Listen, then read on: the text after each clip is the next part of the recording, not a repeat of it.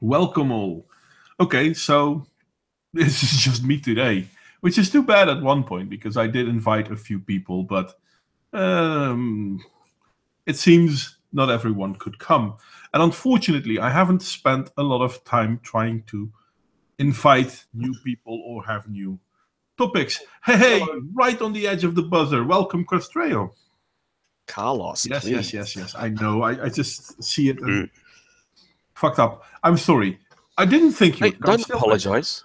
Don't apologize to me. no, it's okay. But I didn't think Uh, they'll come. And hello, Warped no. and Ramblings, by the way, they're in the chat. Oh, I need the. Yeah. Where is it? So yeah, no, I was like, okay, I invited a bunch of people, and there was two people who said they wanted to come, and yeah, we're already No. live. Oh, hello, everyone. As I said, you came in on the edge of the buzzer, maybe. It's okay though. I was I'm not sure what topic to do, to be honest. So I was like, okay, well, if no one is coming, then I need to rethink this whole stream thing. It seems. Hello. That is bad. No one. What are you people? Come on. Well, I need to get my beer I because got something I to stopped drink. taking medicine yesterday, and I still have the sniffles, but fuck it, I've been drinking, so it's a bit not too bad. I don't know. Do you think of something? We'll just talk about current affairs. Yeah, no, I actually, as I said this morning, I was planning on. I mean, there were a few things that I was thinking about. Marxism versus capitalism was my primary idea. Uh-huh. So I could still go there. Marxism has never been tried successfully yet. We will get there one day. Yeah. They've never done it correctly. They've never done it right. I will make it correctly. Trust Yeah. me. I know how to do it. All those millions of people before me, they didn't have a clue. Nothing. I have this divine insight. I'm 17 years old and I know the answers. My professor told me. Yeah, it's beyond stupid. Yes, it's Darwin Award type stupid. It is. It really is. And as I said, I'm going to tell my crowd here. I've started to go for a bachelor in social sciences. Funny enough, it's going to be a bachelor in a science that I'm already working in. So this is going to be painful. No, it's not. Yes, it will, and not. You will learn new things. Don't just your experience will be just one bonus, but you will learn new things. Well, I mean, I already did one test, one checking of information, and they want certain answers, and they point towards different studies to say, this is the right answer because that study says so. But then I can point to at least 3 other studies who say something else about the very same subject.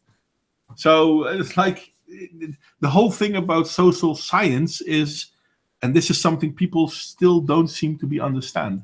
Social science isn't a science; it's a philosophy. Could it be more accurately described as social studies? Yeah, but I know the but. I know there's a but. Yeah, but I'll just. you could call it social studies. The thing is, though, you can't put a 100%. How do you call it? Sorry, can't find the word now. You can't put a final point on it. You can't say this is it. This is the end all and be all of this topic. Because what works for some does not for others. Well, Warped Mod isn't going to be Chrissy the second, and I would dare Chrissy to come and discuss me because I know she defeated Sargon, or at least she feels she defeated Sargon, but she defeated him by switching topic time and time again, and Sargon jumped after her. And this is something he didn't do against, what's the name of that cock? In the last discussion, he was on that stage with him. In that one, he was like, okay, you know what? Fuck it. This is what you're saying, but you're wrong, and I'm bringing it back to the point you're making. Yes, exactly. Yes, she kept moving the goalpost, while he kept on more or less on. Yeah, and Chrissy did the same, but when Chrissy did it, Sargon jumped along. But I think he really learned from that one, so that didn't happen last time. Which on the Mythicist Milwaukee Yeah, debate? Yeah, because that dude kept trying to jump the goalpost as well, and that little Sargon was like, 12. "Yeah, okay, go on then." Yeah, Thomas Smith, thank you, Square Peg. See, he's so significant. We remember his name a lot. And hello everyone. Hello Warped. Hello Malachite. Square Peg. Awesome, mate. Mate. I mean that as awesome friend. So it's a neutral term, by the way. Mate is neutral. You see? Yeah. Listen, if you want to be offended, go right ahead. We don't care. I don't care. Yeah, if people get offended, too bad. I just said that could it be studies because science, as you said, it is not. Because we all know that all sciences, use the scientific method as their basis. Yeah. So, and the social science can't do that. Can't, exactly. Archaeology, funnily enough, is not technically a science. It is a humanities subject. It is close to social science as you can get. But it does use the scientific method in its hypothesis to try and make theories. Yeah, but the thing is that in archaeology, you make assumptions, you make assertions, but then when evidence proves it's a wrong assertion, you still adjust your assertion. Yeah, we adjust, we make hypotheses. That's what an assertion is. Yeah. We test it. And if it's wrong, if it's wrong, I'm not going to apologize. I'm correcting you. Sorry, but that's how it is. That's how it is. Sorry. You're right. And we test it scientifically, and if it's wrong, we adjust it. We test it again until we get we don't change the data. We change the question. Yeah, that is what the scientific method is. You don't change the data. No, the data is finite. It's finite, yes. Therefore, finite the data, and fixed. Yes, therefore the data must be correct. If the data isn't correct, you should find different data. You shouldn't invent different data. No, exactly. No, like for example, you dig up a bone and you want to find out how old it is. You employ chemists to analyze the isotopes of radioactive isotopes. And now you make an assertion after you get the data. Let's see, another question.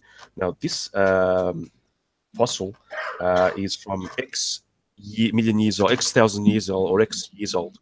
Now, what can we learn from that? Now, they get from the data that they can get the environment that he lived in, from the bones, what he ate, how he died, how he lived, how he grew, etc., etc.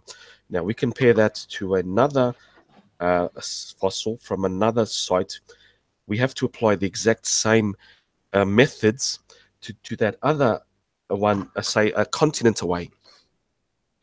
We will get different data points in everything that I just explained. See what I mean? Everything. Mm-hmm. That the environment is different, the food they ate is different, he died different, they died differently, they grew up differently, etc. But because they're on the same age, that is the fixed thing. But the question will change, but the data is different, but it is the same. Yeah. It's complex. Even I sometimes get confused, and I hope I didn't confuse people. The data is different from two hominins of the same age, but they are the same hominin. You will get possibly the same. What's that word called? The same. They acted the same, but got it to a different way. the same results. They grew up equally to X age. They hunted, so that's the same. They lived. They made tools. They could be the same, or they could have be slightly different, but that's variation. So it's archaeology. Like I said, it's not a science, but it uses the scientific method.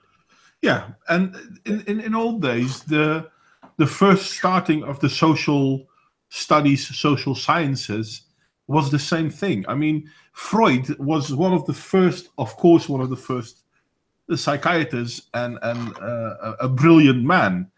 And we now know that, well, let's say 70 to 80% of what he said is bullshit. But at that time, it made perfect sense. And it seemed to work for a lot of things. I mean, if we look at, how do you call it, psychoanalysis, Freud started psychoanalysis. We don't do what Freud did anymore, but in fact, we still kind of do the same things as Freud did, but we refined our approaches. Exactly. Yes. So the concept is still the same, but the methods he portrayed at first, we refined them. We have refined as well in archaeology. For example, in the early 20th century, all the archaeologists looked for were the bones. They threw away everything else. Yeah.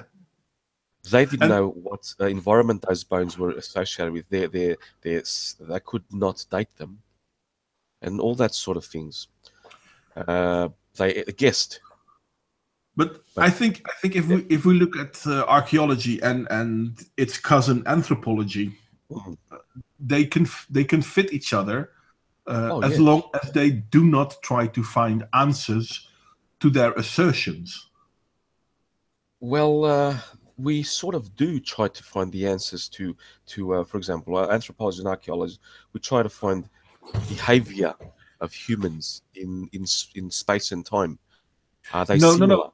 No, that's not what we do, or at least this is not what an archaeologist does. I mean, you make based on what you found, you make an assertion, yes, and you try to prove whether that assertion is correct.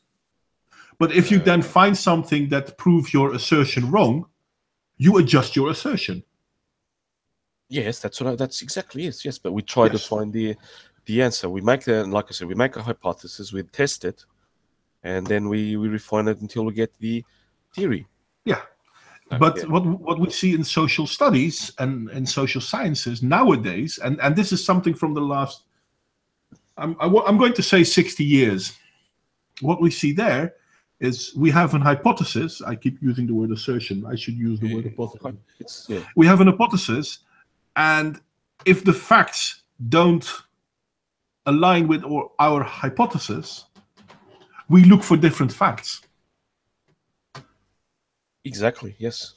So yeah, that's not the scientific method. And this is the problem with the social studies, social sciences. And this is where I'm going to get my bachelor in if I can keep my head straight for 3 years. You have to, man. I'm going to troll you if you don't. You have to. Yeah, I'm going to try. That might mean that my channel may go through a little bit of a lull. I might make stuff less fast, but yeah, no, I know. Yeah, don't think of your channel. Think of your career, mate. The channel as mine is. We are having fun, aren't we? That is true. I luckily have more time, but that's me. That's personally me. Well, I don't have a lot of time. I wished I would have had more time, because then I would have prepared these live streams better, etc., etc. You prepare them excellent. I have to get my beer. It'll be 10 seconds. Just once. I'll be right back. Okay, that's okay. So yeah, people. I'm to honestly say I haven't really thought up what we're going to do today. Can I give tips on that Davy? What do you mean, tips on that Davy, Ramblings? I'm sure I can, but I have no idea what you mean. Yeah, I'm back. Welcome back. See, it was close. So I just went to the other room. I'm having a Spartan today. Okay, that's not a bad Munchen. beer. Originally from Munchen. Oh well, Mm-hmm. I know it's quite good, yeah. And help me get my nose all clogged up. Yeah. Oh god, we this break sort of ruined our conversation, but No, not at all. just again to show you how you can make from anthropology. This is from anthropology. It's a site catchment analysis. Mm-hmm. And archaeologists use it. It's also from biology, in fact. They wanted to make a theory of how can we find how the sites were used that would cover all human sites and all hominin sites and all hominid sites. In fact, it is primate. It is primate tuned, but it can be used and at the moment we use it as in primate as for primates, but it can be tuned to other animals. But it's best for hominins. Hominins are what it was refined as. You get it's basically started off as saying they found a site, a campsite, for example. Now, they wanted to know how they used the land around that campsite. You could put that as 0.0. Yeah. They measured. They actually did experiments. In fact, Stephen Jay Gould made experiments in Australia in the 50s and 60s, if I'm not mistaken. Where he would lived among the Australian Aborigines, and he mapped out the area. He made the base camp, and then he tracked the women how far they would go to get food. Yeah. And then he tracked the men how far they would go to track food. So he started off at 0.0, and he noticed that women to get vegetables, small type of foods, would walk X distance. Let me say 1 kilometer as a round number. It's X because it's mathematically. The men would also go out to hunt, and they would travel to a Y distance. Let's say 2 kilometers. That is just X and Y. The numbers can be filled up with anything. So they analyzed the whole area. They made those compass type thing, and they drew around that area from the center point, and that is your base camp. Yeah. Which is still how it's being done by survivors now. You make a base camp. Yes. And you stay close to your base camp. Exactly. Now, that was modern humans, modern even 20th century humans. Mm-hmm. Even though they were Australian Aborigines living sort of a hunter-gatherer lifetime, but they were still modern 20th century humans. He measured how far the water supply was, how far, their material supply was, flint, wood, fire implements, and etc. That is your base camp. That is your site catchment area. I said 1 kilometer, but it has been estimated by Australian Aborigines that it could extend to 5 kilometers, either sexes. And that is how far people would willingly travel to get food. It would take them a maximum an hour to 2 hours maximum. They would not expend more energy because that is the most efficient use of your energy to obtain food in the closest possible way. So the distance could be up to 5 kilometers. Now, they made that theory, then they had to test it. And they tested it with Neanderthals, with Australopithecines, with Homo erectus. They tested it with every hominin, and it stayed accurate. They could establish the site catchment of a site for every hominin species, and also not just those, for chimpanzees, for gorillas, for bonobos, for baboons, for many primates. See, that is a scientific scientific methods theory that has been peer-reviewed, found accurate, and it doesn't change. It is a theory now. It's called the site catchment theory. I think it's not called the site catchment theory, but it's a theory, yeah. But that's the thing, though. I mean, in anthropology, especially the older days, anthropology hasn't been hit with the Marxist bug as much as the social sciences have. But as this identity, I disagree. yes, No. Some of the greatest anthropologists and archaeologists, especially the theoretical archaeologists, were so pure Marxist. You would not believe how pure Marxist they were.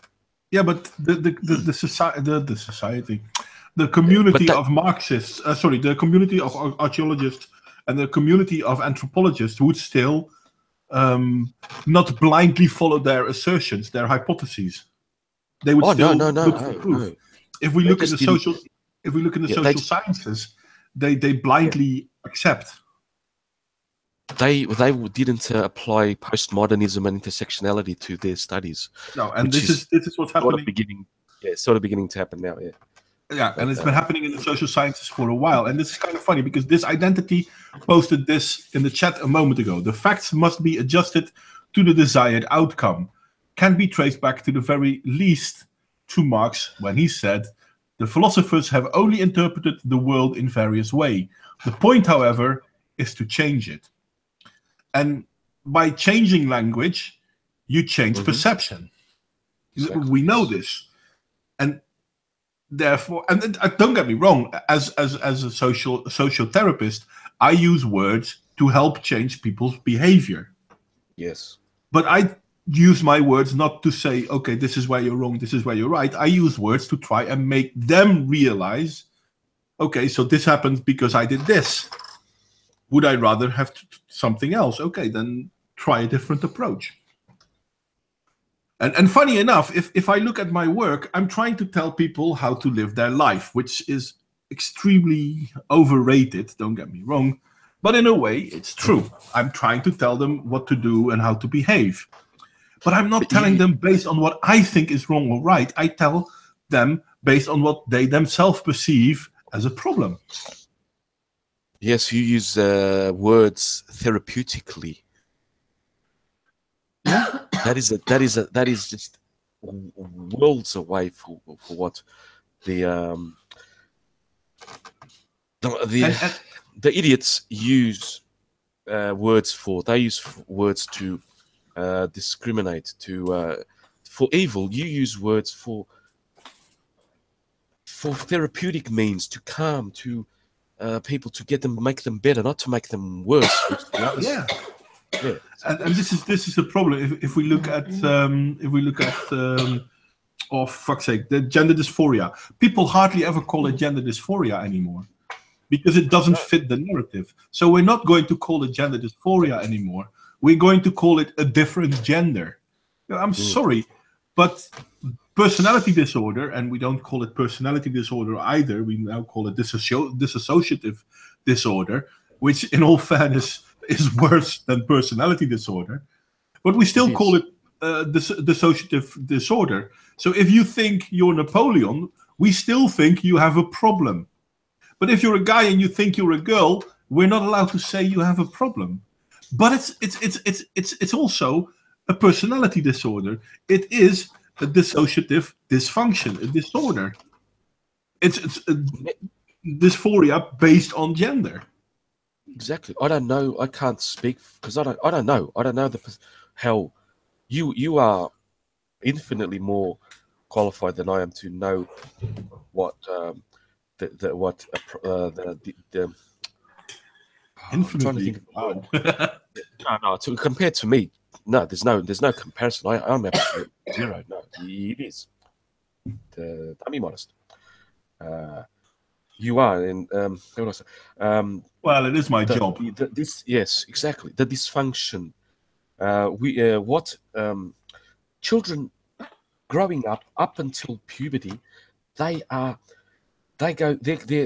personalities are so malleable. They one day they are this, the next 2 days later they are totally different. I was that. I grew up. I know. I'm even my anecdotal evidence. I played with dolls. Yeah, so what? Exactly. But at that time, there was no teacher saying, "Oh, you have to get puberty blocking hormones." Yep. Yeah. And you have to change your sex. No. Hey, No, but hey man, it's beyond stupid. I mean, it is. stuff that's been happening for thousands and thousands of years, and now suddenly someone found out that if we could twist a spanner in the workings of society in this way, society unravels itself. Yes, they are trying to absolutely destroy society. And they're getting away with it, it seems. Oh, mate, I know, and I'm telling you, it'll only last until the next, and I hope it comes quickly, the next global economic collapse. I'll tell you that it'll stop all that shit in a instant. Yeah, but at what cost? How much bloodshed will follow Mate, that? I'll tell you, sometimes there's been 5 mass extinctions on Earth, so we are not special. I am not special. I'm speaking for Well, myself. I know that shit. I want my kids to grow up and be able to. We are not special. the thing is not so much that we are special. The thing is that we have the ability to shape our own societies. And Which, not just that. Our Earth. We are shaping yeah, Earth. definitely, Yeah. definitely. Which is something that previous societies may not have been able to do. I mean, Homo sapiens sapiens have been doing this from day one. No. Actually, no. We started shaping our Earth with the invention of agriculture. Basically, started that great change about 7,000 years ago. Fair 8,000. enough. That is when, yeah. But we shaped our society based. Yes. By the time we couldn't shape our Earth, we still shaped our society. Yes, our societies have always been malleable. Oh, sorry about that. Yes, that is indisputable. That is exactly right. No dispute there. But what we have done now is with our power that agriculture gave us, which is why I've always said it, and I'll say it again. It was the worst idea we've ever had. Agriculture.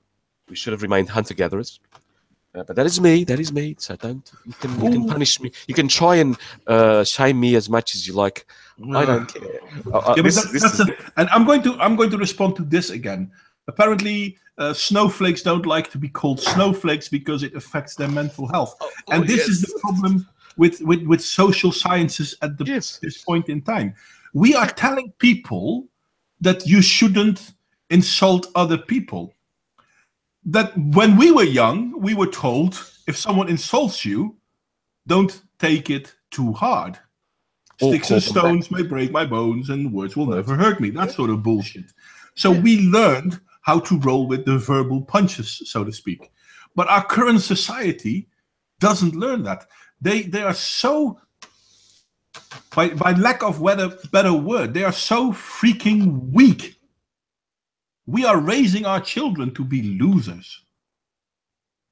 We are. Well, I raised my kids to be winners, and I was lucky. Yeah, well, I'm going to try that with my kid. But our society is geared towards, losing. Yeah, but if you even have to homeschool, man, don't be tough. I was prepared to homeschool my kids if I saw any bullshit. And luckily, we are too poor to have in that sort of bullshit. So our teachers just taught them and hated them. And they fucking hate kids. They were basically, hey, kids, hello. Here's your lesson. Learn it and leave me alone. That's what it basically is. And it's still happening. It is. Yeah. And there are more people who do homeschooling. And I'm not a fan of homeschooling, but our current social and schooling system kind of proves me wrong. Yes, exactly. Like our schools, Portugal's supposedly a secular society, but in all public schools have religion and moral studies. And do you know why they have that? To go on field trips and have fun and talks and bullshit and play games and absolutely zero Christian indoctrination, Catholic indoctrination. I saw it and shit. The teachers would stand in the front or talk to each other. The kids would draw, would talk, would play cards. Twice a year, they organised a trip And that's it. That's the most awesome thing you can have from the non-religious religious studies that is non-religious indoctrination. Yeah, it's a way of how do you call it? Give the people what they want: Yeah, food and exactly. games. Yeah. And games. And you know why I like them? The teachers, they were cool teachers. And when year 12, the finalists always go on the trips. They go to Spain and get drunk and all that shit. But my kids would go with the religious and moral class. They would have fun. They would drink. They would play games. They would go to discotheques. But there were no excesses. Well, They were chaperoned well enough. and if you did something stupid, people said you do something stupid. Stop doing that something stupid. But they, now they more or less, being stupid seems to be a badge of honor. Yeah, exactly. Yeah. Oh, look at my son. He's an idiot. Oh, how nice for you. Oh, look, my son jumped off a 2-story building and broke his legs. How awesome. Yeah. And the other parents like me would look at, Jesus Christ, you should have an abortion. Your mother should have had an abortion to that parent. Because we mock people like that. We still mock them, which is incredible, which I fucking love it. Our social medias here mock idiots still. I'm sorry. K5 Squarepeg said my mom was a K5 teacher. What is K5? Yeah, what is K5? Oh, apparently Davey had the same question. Thank God I'm not the only one. I'm sorry, Square. Come on, tell us. Tell us. We need to know. She taught the required hand-holding but focused on basics. Her students were achievers, not babies. K5. That is awesome. That is how it should be. That's how it should be, though. I mean, if I look at my teachers, when I was young, our teachers didn't tell us not to be insulted or anything like that. Kindergarten? Maybe, could be. Kindergarten through 5th? Kindergarten through 5th grade. Thank you, Square. I don't know. Okay. Well, cool. That your mother is brilliant. Yes.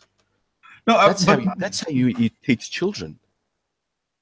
When I was young, and our teachers, they didn't teach us to well, okay, they told us not to insult people, but they didn't teach us not to insult people. They taught children that got insulted how to deal with their insults and how to deal with the ones insulting them. I'm sure they taught you how to be a kind person. Oh well, yeah, but that's you teach people how to be. You say, Johnny, you don't pull Lindsay's hair. Yeah, because you don't like that happening to you. The golden rule. Exactly. Instead of Johnny, come on, don't call her big nose. And Susie, call him names. Don't just cry. Reply to him. That sort of thing.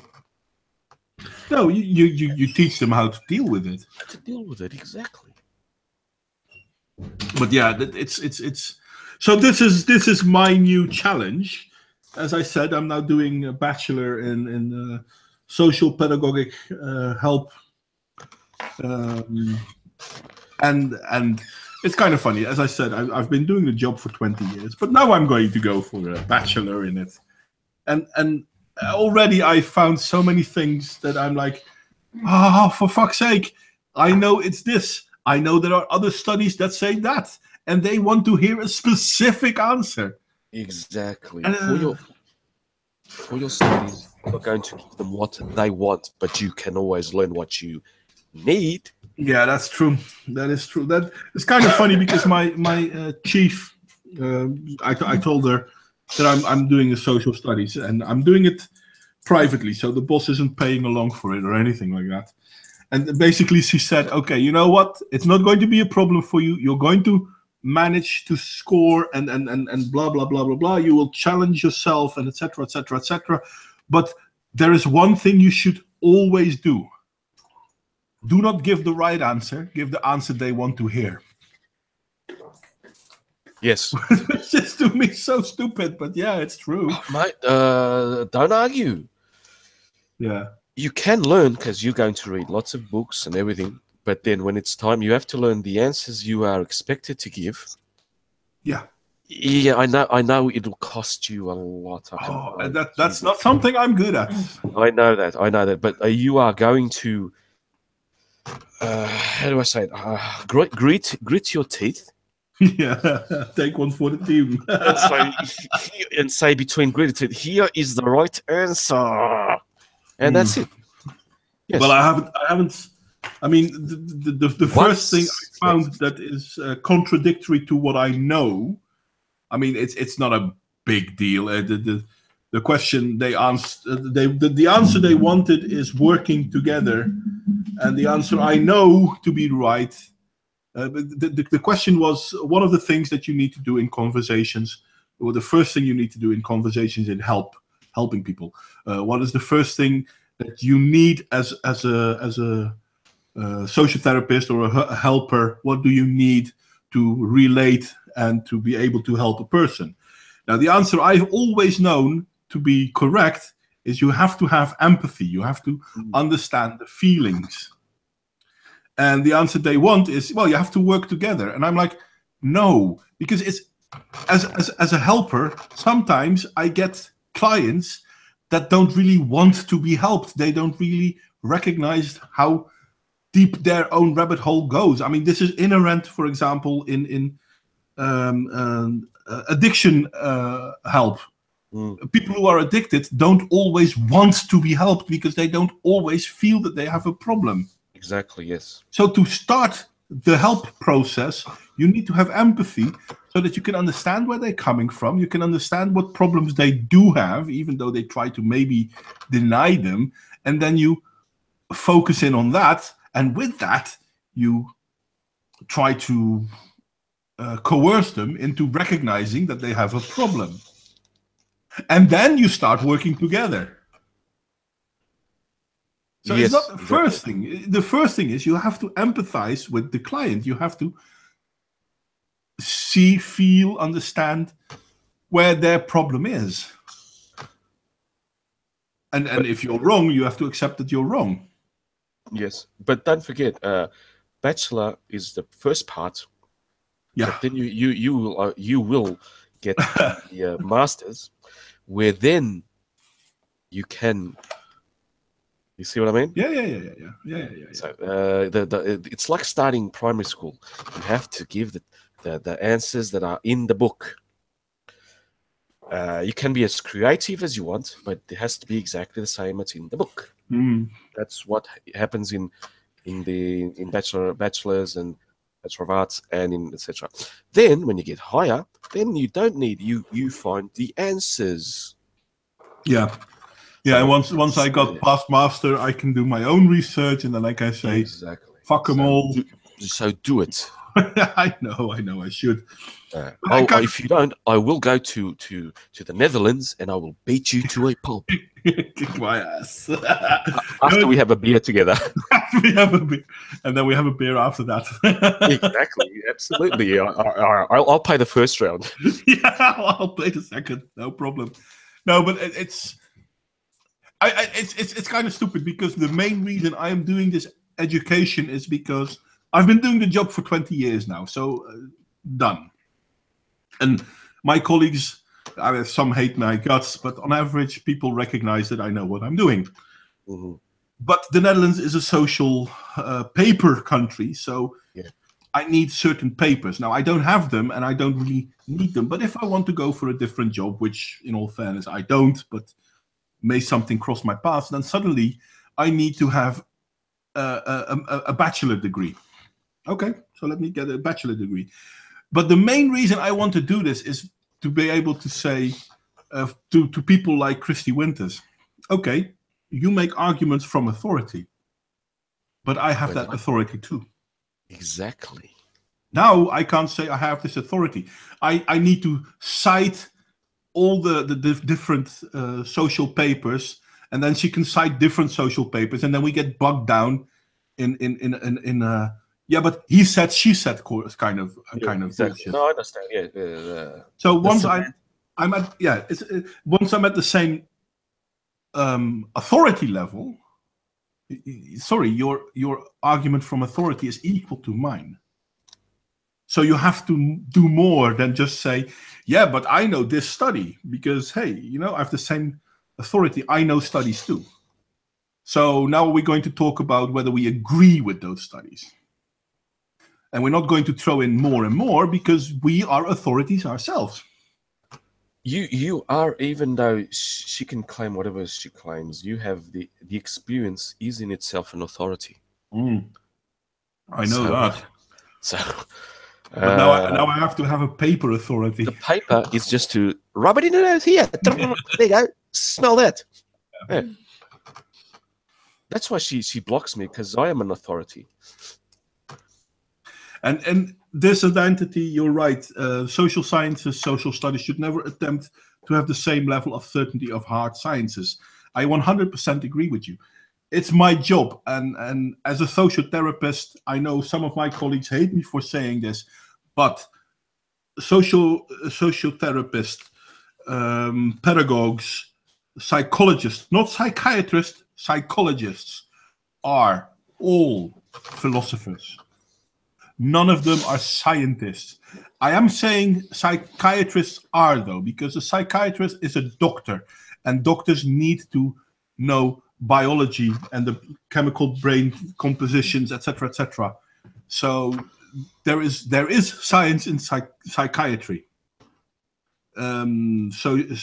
Psychoanalysis is philosophy again, but psychiatry in itself is a science. But yeah, no, philosophy. I'm sorry, it's what it is. You're a psychiatrist. Okay, you've learned science.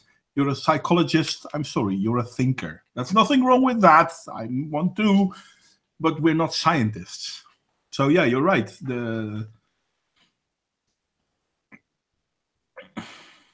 Okay.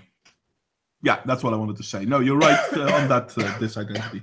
So this is why my most of my videos, I try to always do this. I always end them. Criticism is more than welcome. And yes, Square Peg, Christy Winter seems to have a doctorate, but I cannot, for the life of me, find out in what. Social. You're going to kill me. I apologize, Modwain. This I apologize. I don't apologize, but in social studies. Well, I think she has one, but it could be in feminist Down theory. I don't know. Her doctorate is the same type of doctorate. I mean, I'm really not yours. I know you have clinical value. Your studies are clinical. They are applied. True. That is different. So, but her studies, they could even have exactly the same curriculum, the same books, the same everything. But her degree is like having a doctorate in basket weaving. She can never ever apply it in clinical situations. But you can. You will, and you are applying. I am. Yes, you are applying the social theories. There are social theories. They exist in a clinical manner to heal, to heal people. Yeah. So, yeah, that's why I don't recognize her degree. No matter, she could have 79 doctorates from every university on earth of the same gender study bullshit. And to me, it's basket weaving. But this is something Davey is saying. It could have been media studies. You know, it could be. In all fairness, the thing that makes... Hey, Cheshire, you found the link. The thing that 20 minutes. So go on, mate. Go on. The thing that makes Christy Winters interesting is the fact that people know her and listen to her. And I mean, yes, of course, she's a lot longer than what her doctorate is in. It's in the internet. You guys are slack. What is it in? It's in the description here. She's a doctorate of political science and gender and political sociology at the Leeds. Sorry, gender and political sociology. Yeah, at the Leibniz Institute of Social Sciences. Leibniz. Yes, in Germany. Yep. Fucking See, hell. bloody easy to find. She's a gender studies. She's a basket weaver. She's a modern day, and they are modern day creationists. And I will not Yeah. apologize for that. They are creationists. They are religious creationists. They put humans. They have got humans out of the sphere of the animal kingdom because, like that, it's been in the chat here. That idiot from Canada said their biological sex does not exist for humans, but it exists for all the other animals, even our closest relatives. Humans are special, and who else said humans are special? Christians, the Jews, the Muslims, every religious on earth, every religion on earth, and intersectional Marxists. So, but I think everyone is special too, but in slightly different way. yes, exactly. No, I do feel they're special, but we are above all still animals, biological animals. Oh, definitely. They Davey, deny biology. I'm sorry. Davey, her low sub count is testament to how many listen to her. Mate, she has a higher sub count than me, so I shouldn't dig on that. That's why. That's why I've always said you are criminally undersubbed. And hello, Cheshire. I just saw you. I didn't see you there. I just was making my point. How are you, my friend? Yeah, welcome to the stream, mate. Like I said, I've been spending about 20 minutes dicking around trying to get it working. Well, you haven't been around for a while, mate. How you been? Oh, I know. Well, just been dealing with life, how shit it is. So now I'm back. Welcome back, mate. Yeah. Yes, welcome back. Yes. Yeah, my only thing with that, though, I wouldn't say... I agree with what you said, the creationist point, but my thing is they have an all-encompassing worldview, and it answers every question for them, even though it's incomplete. But that is exactly what creationism is about. Yeah. Isn't that the very epitome of what an ideology or a religion is? Shit. What I'm saying with that is you were focusing on how like the whole biology and shit like that. I just meant it as like it's theory with everything else. Oh yeah. Well, look, I'll tell you that what they basically the things that they have in common, apart from which they mostly have in common, they deny biology. Both deny biology. One say the creationists that humans were created by Earth, by God, X thousand years ago, and Mary and all that shit, right? That's they deny science, which is biology is. Creationists deny geology, geography, and cosmology. They're the flat earthers, but so do that's the different in biology. You also have the genderists. Identity genderists, the racial genderists, the not genderists, the racial identitarians, the sexual identitarians, and they don't have the class identitarians as much. But we used to have that. I mean, not in Europe. Exactly. Well, we did have it in Europe, but not as much. I mean, in India, it's still a big deal. Yes, exactly. But they've gotten the caste system and put, like, they adopted it to straight white men at the bottom. We are the untouchables. Yep. And at the top, oh God, women. No, not even women. Not even women. No, you have to be a special kind. Special one. Modwain, it's woman. Get it right. Yeah, no, true. I'm sorry. I know. I mean, PewDiePie isn't my god yet, but fair enough. Women. Woman. But it's true though, because feminists hate women. If a woman doesn't agree with a feminist, she has internalized misogyny and is a problem. And she's a child. Well, obviously. They all, everyone do that. And they don't know what they're talking about. Africans are children. Arabs are children. Women are children. What else? But every group they try to help are children, and they are the Are only children. ones who know the truth. Yeah, they think they're the adults. Exactly. So yeah, That's that's. a good summation. I mean, Awesome, Chester. if you look at all of the identitarians, to be honest, the feminist identitarians, the racial identitarians, they basically go out from one premise: you don't know what you're talking about, and the people I'm protecting, they can't speak for themselves because they have no agency. Exactly. So how can they work for equality? Equality is I think I invented the formula for it. Equality is responsibility plus agency. Yeah, you used that one before once. Yeah, I've archived that. It's in my Twitter feed for a long time. That is the formula. If you have agency and you don't have responsibility, you don't have equality.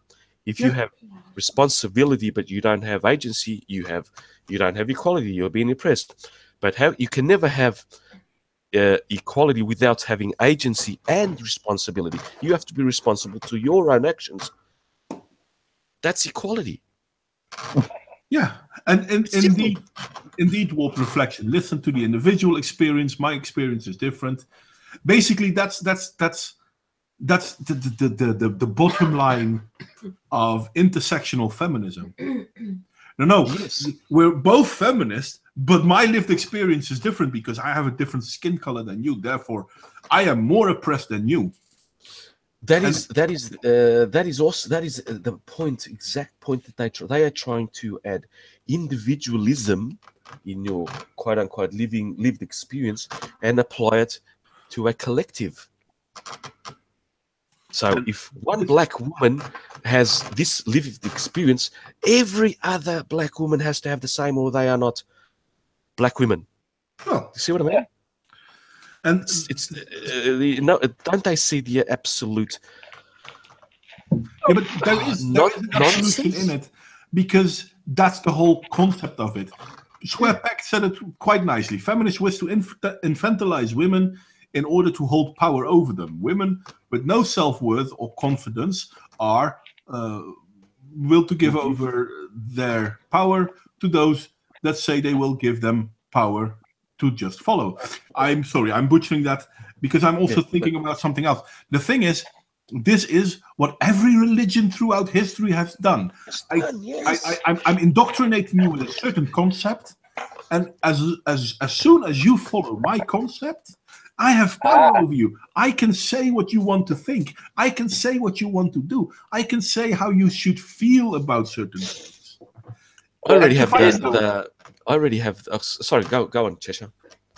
I was just going to say, but here's the linchpin, Modwain, the complete and utter difference between feminists and creationists. Creationists actually give you the sources for which to indoctrinate yourself with. Feminists just tell you to go read, and that's it. Yeah, but no. Go read a book. Some feminists will give you sources because there are sources out there. Most feminists don't even know the sources because they are so indoctrinated. Yeah. But I was about to say, I have yet to see someone do that. Chrissy Winters will give you the sources of her 3 or 4 books she has read.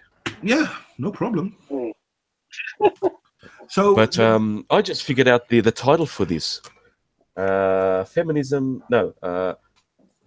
Feminism is a religion. No, shit, I forgot about it. I'll come back to me or not. Never mind. But yeah, no, it is a religion, and yes, it is much like a cult.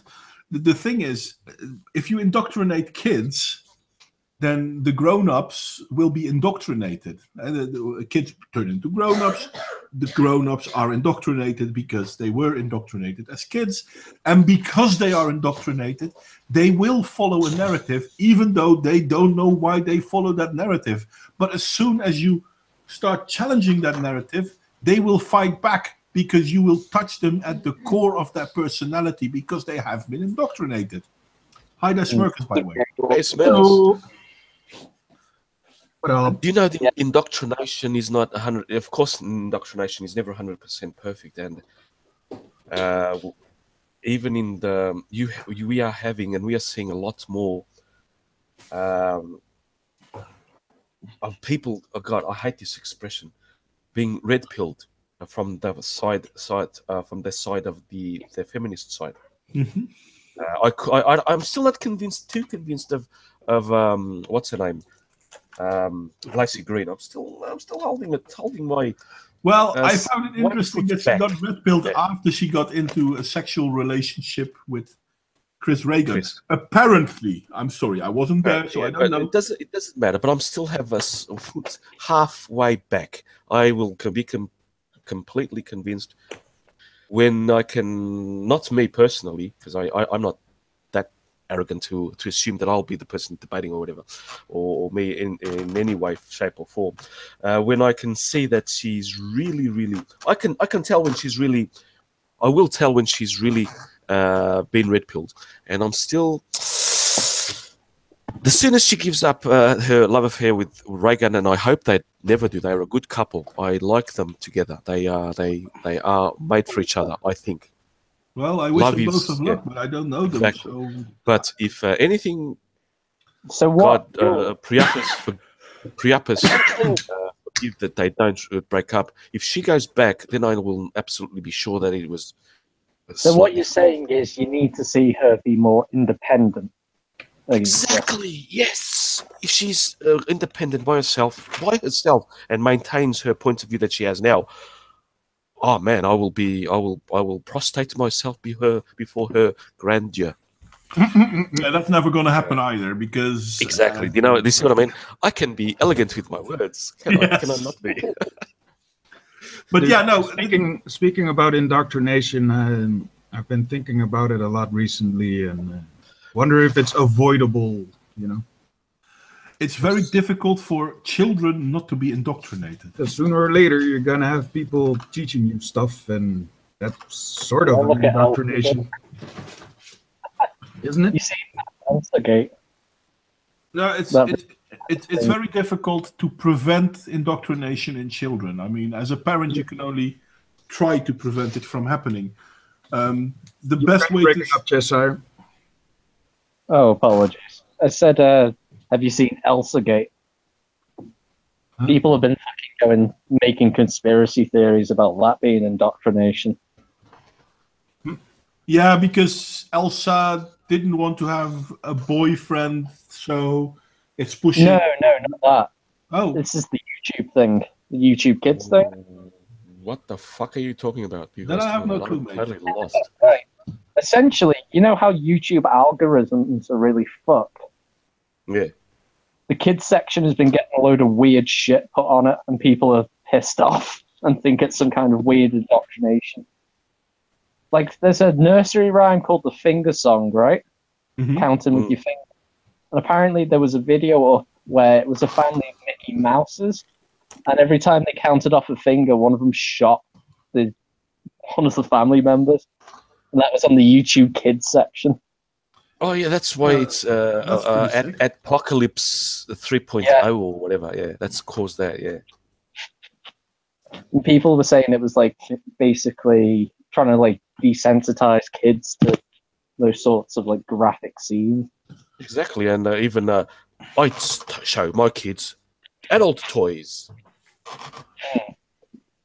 But I mean, If in we- all if- fairness, the whole idea that people now seem to. I mean, I think it's sickening, or depends on how it's done, obviously. But I may have an opinion on it. But people, we mustn't forget that The Lord of the Rings used to be a children's book. They Well, actually had the collect. the Hobbit was. No, Yes. the Lord of the Rings, the trilogy, was a children's book too. Actually, sort of. I'll partly agree with you. I will partly agree. It was written as a children's book. It really was. I mean, Tolkien is somewhat of a hero of mine, to be honest. Oh, you're not alone. So, but I have read everything basically he has written. yeah, well, I haven't read everything because I can't get through the Silmarillion. It's. Oh, then you're missing. You have to read Silmarillion before you get anywhere. Yeah, I need to pick it up again. to me, the Silmarillion is more like, okay, You have all these different books, and the Silmarillion puts them in a chronological order. No, actually, no. Right. Actually, the Silmarillion is basically the notes Tolkien used to create the Middle Earth, so he could write That's what I meant. the Lord of the Rings. No, not So just they Lord are of the Rings. and basically the Lord of the Rings. He wrote that after he wrote the Hobbit. Yeah. He started writing that the Silmarillion after he wrote the Hobbit, and he was writing it in between the Lord of the Rings trilogy, and that's why he never finished it. It's unfinished, and his son Christopher Tolkien was the one that compiled it in the order that is now after his death, and it was published in 1975. Mm. So yeah. Well, yeah. God, I'm a nerd. I know shit. No, but I the know thing too is, much. the thing is, imagine I would teach a handful of children, let's say 1,000 of them, more than a handful, fair enough. I will teach them that sacrificing your life for the benefit of society is the ultimate greater good. It doesn't matter what you sacrifice it for, as long as you sacrifice it. And if I get children to believe that, they grow up into adults that do not value their own life. Exactly, yes. Now, if I teach them that sacrificing your life in certain situations may be acceptable, you already teach them, you doctrinate them in that sacrificing their life is a good thing, but you shouldn't just sacrifice your life just like that, etc., etc., etc. This is how religions work. This is how indoctrination works.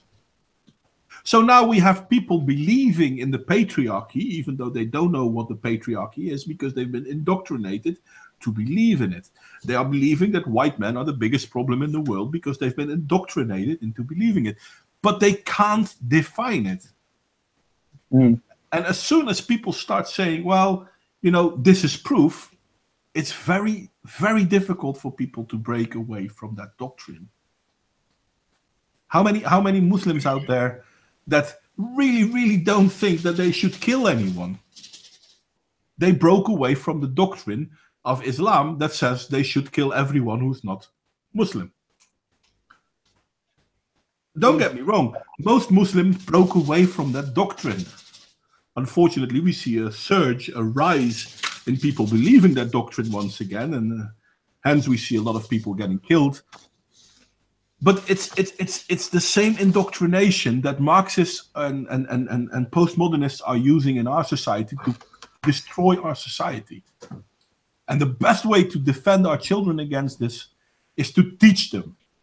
And not let schools teach them, but no, we should teach them the values of social interaction, what is good, what is not good, what they prefer, and what they would like to see. And basically, we should once again teach our children the golden rule: do unto others. Mm. And no, it's not do unto others before they do to you. I mean, that would be a crazy world, huh? And where was that? I think I saw that in a movie. Which was it? From Helsing or something. They had an Igor, and the vampire said to Igor, "And remember, do unto others." And then Igor skipped away and said, "Yes, yes, do unto others before they do to you." Wasn't that young Frankenstein?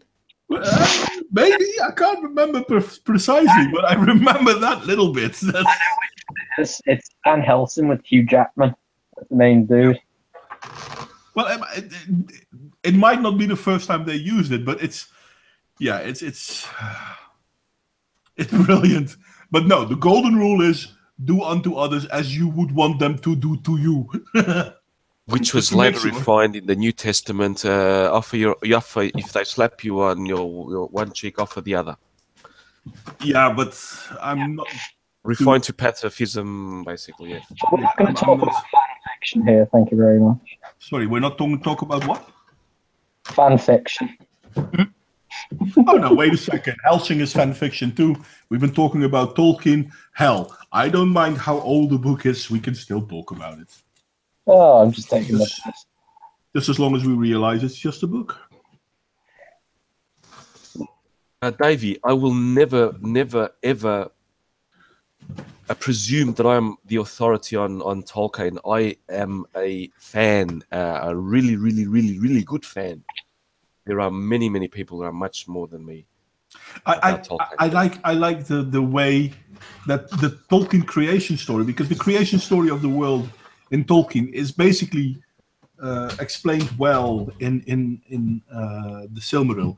I love the way that he changed the world, because he used mythologies from all over the world. I mean, he used Norse mythology, he used Celtic mythology, he used also Norse mythology. Yeah, definitely. But in his story, the world got sung into action.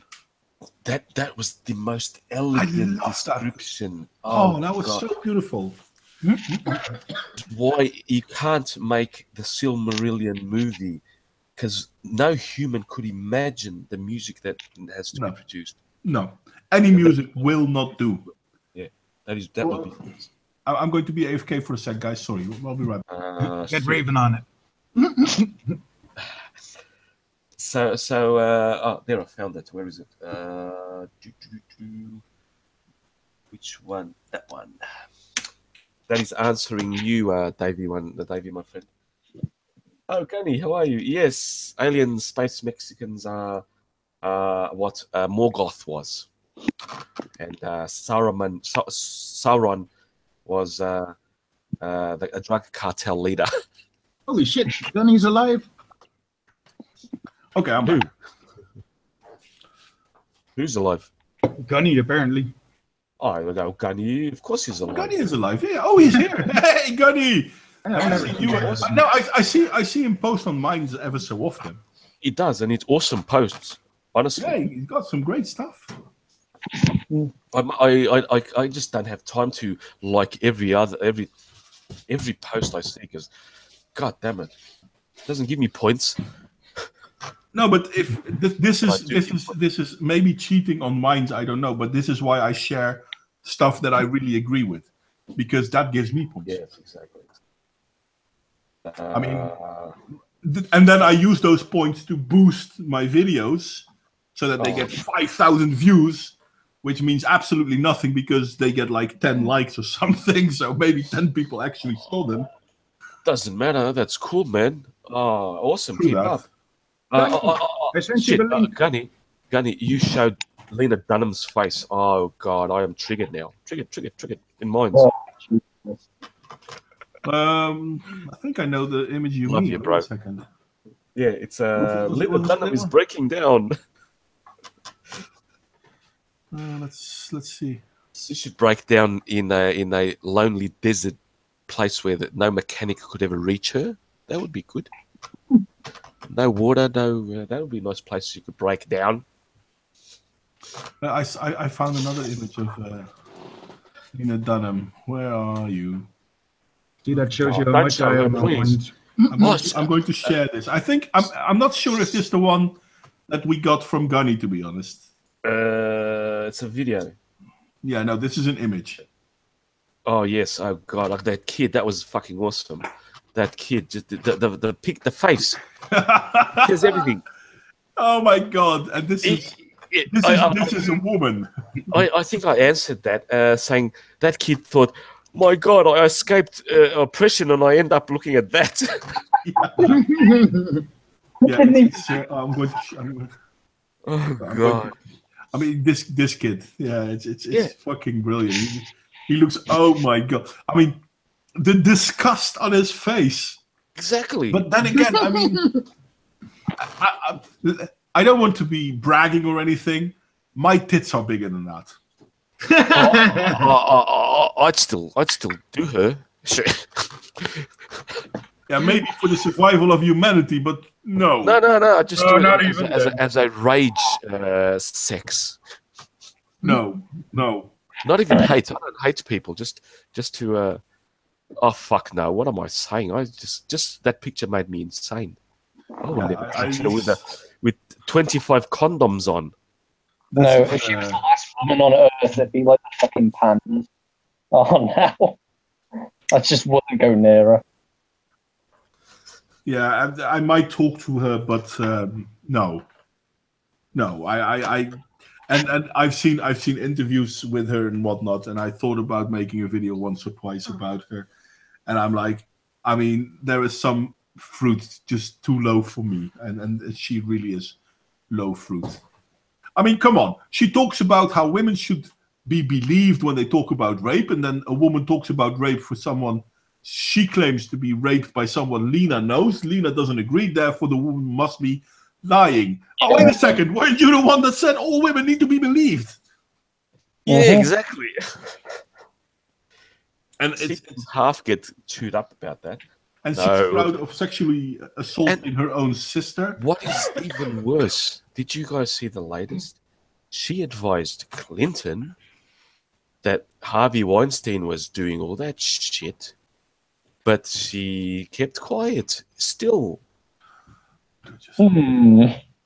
And Clinton continued to receive the money. Yeah, she's a special kind of stupid.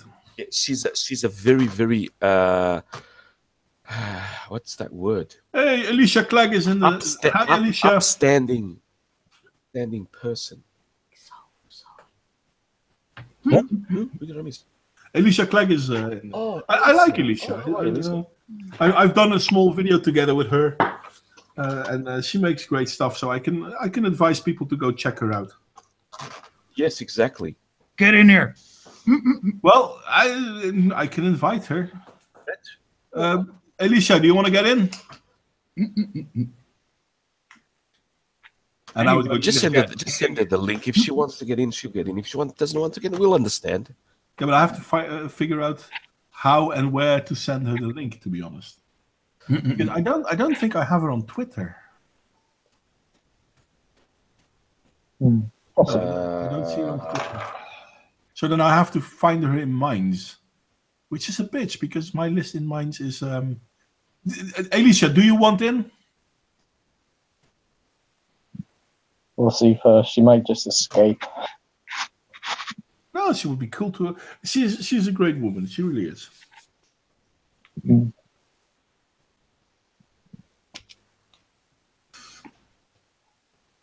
Yeah, we should just post a link in chat again, like how I got in here.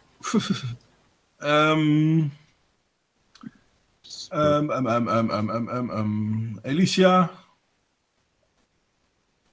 Okay, 2 more minutes. I will try to find you on Minds. Guys, you keep the stream going, and I will look for if I can find Alicia on Minds, because I have her on Minds, so I can send her a message there. Oh. Yeah, exactly. And so she knew about Al Franken, what he was doing to women, and Al Franken says, nope, I deny it. And there goes the narrative of every feminist: listen and believe. Now I'm being an idiot. I have her email. Send her an email. I believe all the women that accuse Franken, that a pedophile from the GOP, what's his name, Moore. I believe everyone that I believe them equally, and every other person that has been accused. Now, I will believe them, but doesn't mean that they have actually done it. So if you want, we should be consistent. Listen and believe. And that moron, Dunham, doesn't just listens and believes who she wants. Yeah. Isn't that inherent on every religion out there? As long as you fit my doctrine, you are my hero. And as soon as you stop following my doctrine, you are a fallen hero. Alicia, I sent you a Gmail because I remembered that we had a large Gmail thing going on. It's less of a hero thing. It's more... The best way to describe it is it's like how the Catholic Church is with the priests. that end up getting found out as being kiddie fiddlers. They kind of just like ship them off to a special rehab center somewhere, and that's it. They should have sent them to me. I would have rehabbed them easily. Well, don't forget, people, that indoctrination has been going on for thousands of years. It's how people raised their younglings, so to speak. Hey there, Alicia. Hey, Alicia. People, Oh, meet Alicia. hello. Hello. You You have to Stop post it. your Twitter in here in the chat, our chat, not public chat if you don't want, because I want to follow you. You want to follow me? I Wait, won't- I'm I making won't a stalk- video right now. I won't stalk you. Don't worry. I'm not a Christy Winters. Who stalks me. Yeah, no, I've been stalked by feminists before. They're pissed that I won't join their cult. And it is a cult. Yes. It is. We'll talk about that. I twist this up. Do you have? I didn't think you had Twitter. You don't have Twitter, do you? I have Twitter, but I don't use it at all. Okay. Good idea. Twitter is cancer. Well, I'll link for the people who are watching the stream now and in the future. I will link everyone's YouTube channel in the bottom. Yay. Do you want me to link your minds as well, Alicia? Sure. I'm all about the people. Okay. And Carlos, I will link your minds as well. Yeah. Smirkers and Cheshire, the two of you have a minds account already? Dear God, I need to set one up. I haven't Probably. been on Minds forever. You've been, Yeah. yeah, you are on minds, aren't you? Yeah. Should I link your minds accounts as well then? No. Maybe just link them. Whatever you want, man. I don't mind putting. I mean, if I'm going to put it out there, I might as well put yours out there. Listen, I'm just following in the footsteps of my Lord and Savior, El Scrumper. Just living on Twitter as the shitposting ghost. Okay. Well, I'm bigger on minds than I am on YouTube, but I don't think what that. I have no idea what that means, to be honest. Mm. I mean, I have 600 followers on YouTube, and on average, 50 people see my video. And I have 2,000 followers on Minds, and I have no idea how many people see my video. I did invite you so very many times, Psycho. Oh, you want to come in too, Psycho? Come on then. God. Give me a way to send you the link, and I will let you in. I've invited you every single time. You never say you want to come. Oh, And- because there's a girl here, Temptation. and all of a sudden, Psycho's game. And Yeah, exactly. Yeah. the hangout isn't really open, glorious, revolutionary. I mean, I invited Alicia because Alicia is a brilliant mind, and we kind of were talking about indoctrination of children, and she has a sharp mind on that topic as well. And Smirkus, Oh, the indoctrination of children? I didn't even know that's what we were talking about. well, it came Glad I got across. in on this. It came across. Well, we talked about feminism and the indoctrination. And indoctrination, if you want to indoctrinate a society, you indoctrinate the kids. That's why you homeschool. Which, Yeah, in all that's what I fairness, I said earlier, I'm not a fan of homeschooling, but it makes more and more sense. They are being indoctrinated. They are. And the whole thing started out, and you might not know this because you weren't there yet, but the whole thing started out because I'm going to start my bachelor in the social pedagogic help thingy. Which is kind of funny because I've been working in it for 20 years and now I'm going to get my bachelor for it. Which officially I have to be able to work in it. But that's a different. Lol. That is So- cool. That is like I said, that is good. Yeah, it is. I kind of do. I am pumped about it, but at the same time, I am a little bit upset.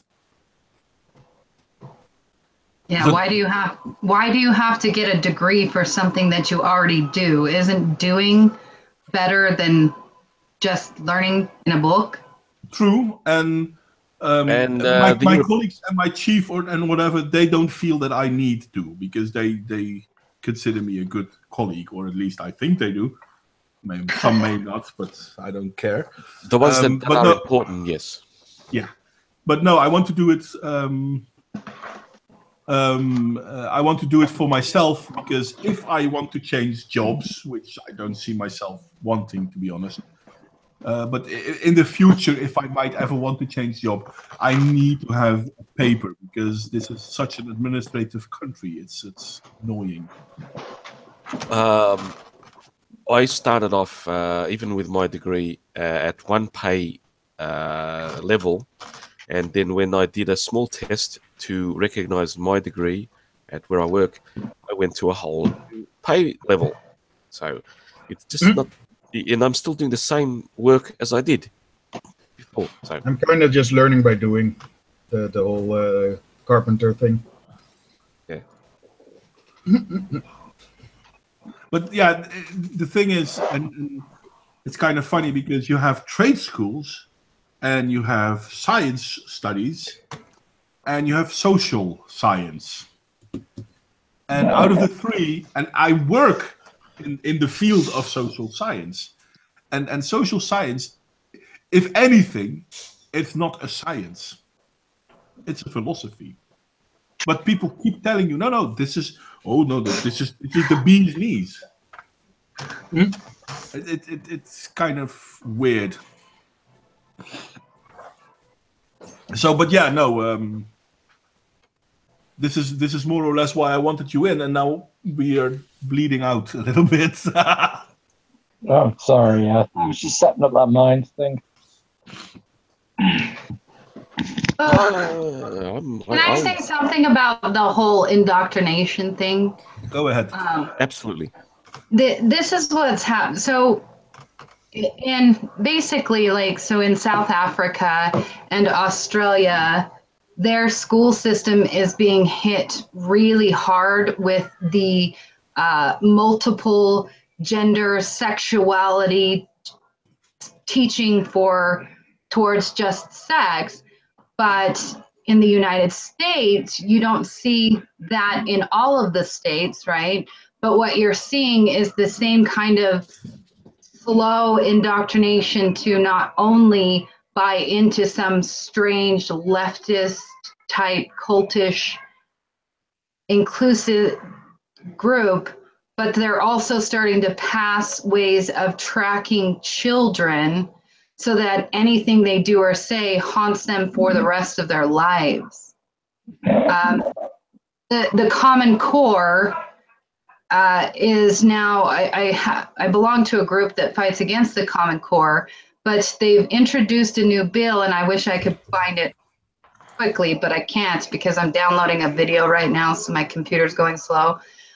What they're going to do is they're going to make all of that information not only accessible to the teacher or the student, but also to stakeholders such as business owners who are now inputting all the information of what the kids have to learn in order to become drones in the future. And then on top of that, California is suing the school district because so many kids can't even read. Yeah, and I can't remember where, but I read an article, I think it was in Florida, of a school that went from mediocre to the top performing school because they ditched Common Core. It's really bad. Yeah. Exactly. And they have to defend their position on not wanting to use Common Core anymore, even though they jumped in performance. What's Common Core again? Common Core is a way of teaching calculus, I think. It's okay. So I'm kind of an expert on the Common Core because for 2 years, my girls did online school, and I actually sat with them through each lesson to look at it. So what Common Core wanted to do is the lofty goal was to make every person good at math. And so they took the standard of, calculus is the standard. So everybody should graduate high school with calculus. And so then they took calculus right at 12th grade level, and then they broke down everything that the person has to learn to get to calculus. But the problem is when they broke it down, they forgot that as you move up in math, you move at a more rapid pace. Like the difference between, say, learning addition and multiplication is a lot harder really for kids than learning your algebra, trigonometry, and then into calculus. Because if you remember, when you're taking the higher maths, at the end you kind of just get it like that. So in kindergarten, first, second, and third grade, the math was too hard because it was not, they weren't doing it in a way that so that kids could understand. So it turned it from learning, 2 + 2, 3 + 3, 5 × 10 into a situation where the kids were starting with story problems first and having to show. Do you remember how hard story problems were at first, right? Anyone? Do you remember when you were a kid and you had math and there was usually in the first 6 years that there was only like 4 or 5 story problems? Anyone? Somebody has so many apples and has to divide them by 9 people or like that? The story problems are much worse. You know what? I have an example of one. The problem is that they did not build a base for you, the child, to have being able to solve then more complex story-based problems. They did not know what division, multiplication, plus and minus were, fractions. You need to learn the basics, and that is why I think I understand why Common Core is failing, because they put the cart in front of the horse. Basically. Yeah. I have a sample right here. I'll tell you. Wait a second. So. Okay. So give me just a second. When you guys have a second, I'm going to give you a sample of Common Core question. Okay. Here's the problem. Problem question. Paragraph form. And this is okay. Sorry. Migdalia is a consultant. She works 3 days a week in the company's headquarters and 2 days a week at a production site. When she works at the company's headquarters, she takes a bus to and from work. When she goes to production sites, she uses her car and travels 52 miles per day. The cost for using the bus is $48 for 10 one-way trips. The cost of using her car, she estimates at 30 cents per mile. Migdalia budgets $50 per week for travel expenses to and from work. Show whether or not she has set aside enough money. So that's not hard, but this is the problem is that it's a 5-step question that you have to answer. The first one is, step 1, you have to write out what is the question and what are the goals, okay? Mm-hmm. Then step 2, you have to search out all of the facts and put them down. Step 3, you have to select a strategy. Step 4, you have to solve it, but you have to solve it the way that they deem correct. And then step 5, they ask, does your response make sense? And you have to justify it. Yes, absolutely. I can see the complications in that, Well, one of the funny things I found, and I've seen this happen, or this is the first thing I heard about Common Core, was that a teacher was complaining that if someone could give the wrong answer, but if they could tell you how they derived at that answer and they did so in the correct way, so the answer was still wrong, but everything else was okay, therefore it wasn't all bad. But if they did it the old-fashioned way, so they did it as normal people would do calculus, then the answer would be correct, but because they did it in a wrong way, they were penalized for it. So doing it in the way they wanted with the wrong answer was better than doing it with the right answer, but not in the way they wanted. It's like It's like, okay, measure out a meter, and I want you to do it by putting your thumb and your index finger next to each other 10 times. And if you then don't reach a meter, then yeah, okay, you didn't reach a meter, but you did the thing I asked you 10 times. Whereas the normal person would say, okay, you want a meter? Here is my ruler, and I'm going to measure out a meter. No, that's wrong, because I want you to do it in my way. Well, that's stupid. Yeah, that's Common Core. I remember having math problems, like what you said, deriving at the wrong answer, but you did it the right way. We usually got like half a point for that or something. Yeah. The whole point. Yeah, but it seemed that getting the right answer in the wrong way got you a bigger penalty than getting the wrong answer in the right way. This is how I understood the problem with Common Core. Don't we have that as well? No, not like that. Okay. No, my theory on it is this, from looking at the younger spectrum. Okay, so when you look at math and the way that boys learn math and the way that girls learn math, not to like bring up the gender thing, but I think this, and I have statistics at this point to back me up, but it seems that Common Core harmed little boys with math more because they're, in the first few years, they're so heavily relying on communication skills in order to solve a math problem. And so now little boys are falling behind because you can't pace out communication with math at the same time when you're just barely learning it. Mm-hmm. It's disgusting. Yeah. It's just disgusting. No, but it's creating a system where, well, both boys and girls will fail in the end, but it's more apparent that the boys will fail in the beginning. Yes. Because boys are at a later age too, but boys are differently problem solving than girls are. Women rely more on communication, whereas boys rely more on data and the working of data.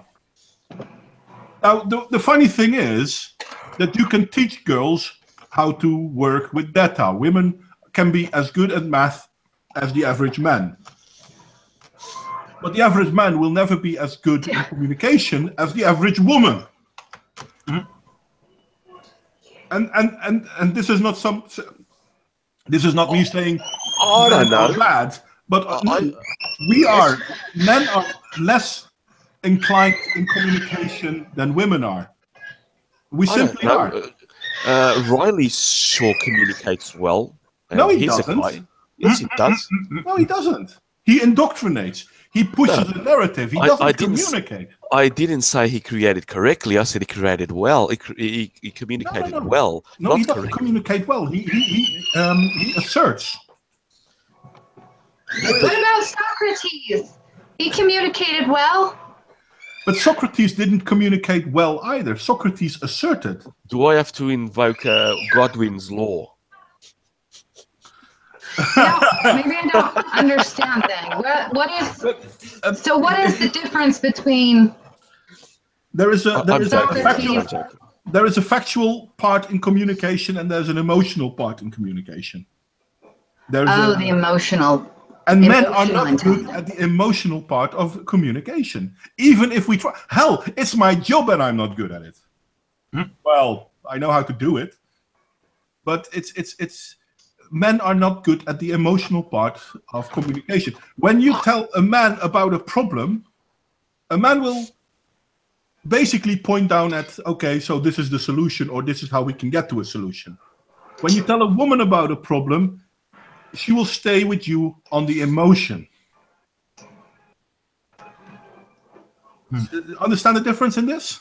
Yes, I do. I was being quiet, but yes, absolutely. I was joking, by the way. I know that absolutely, but shit, you can't let me not do something.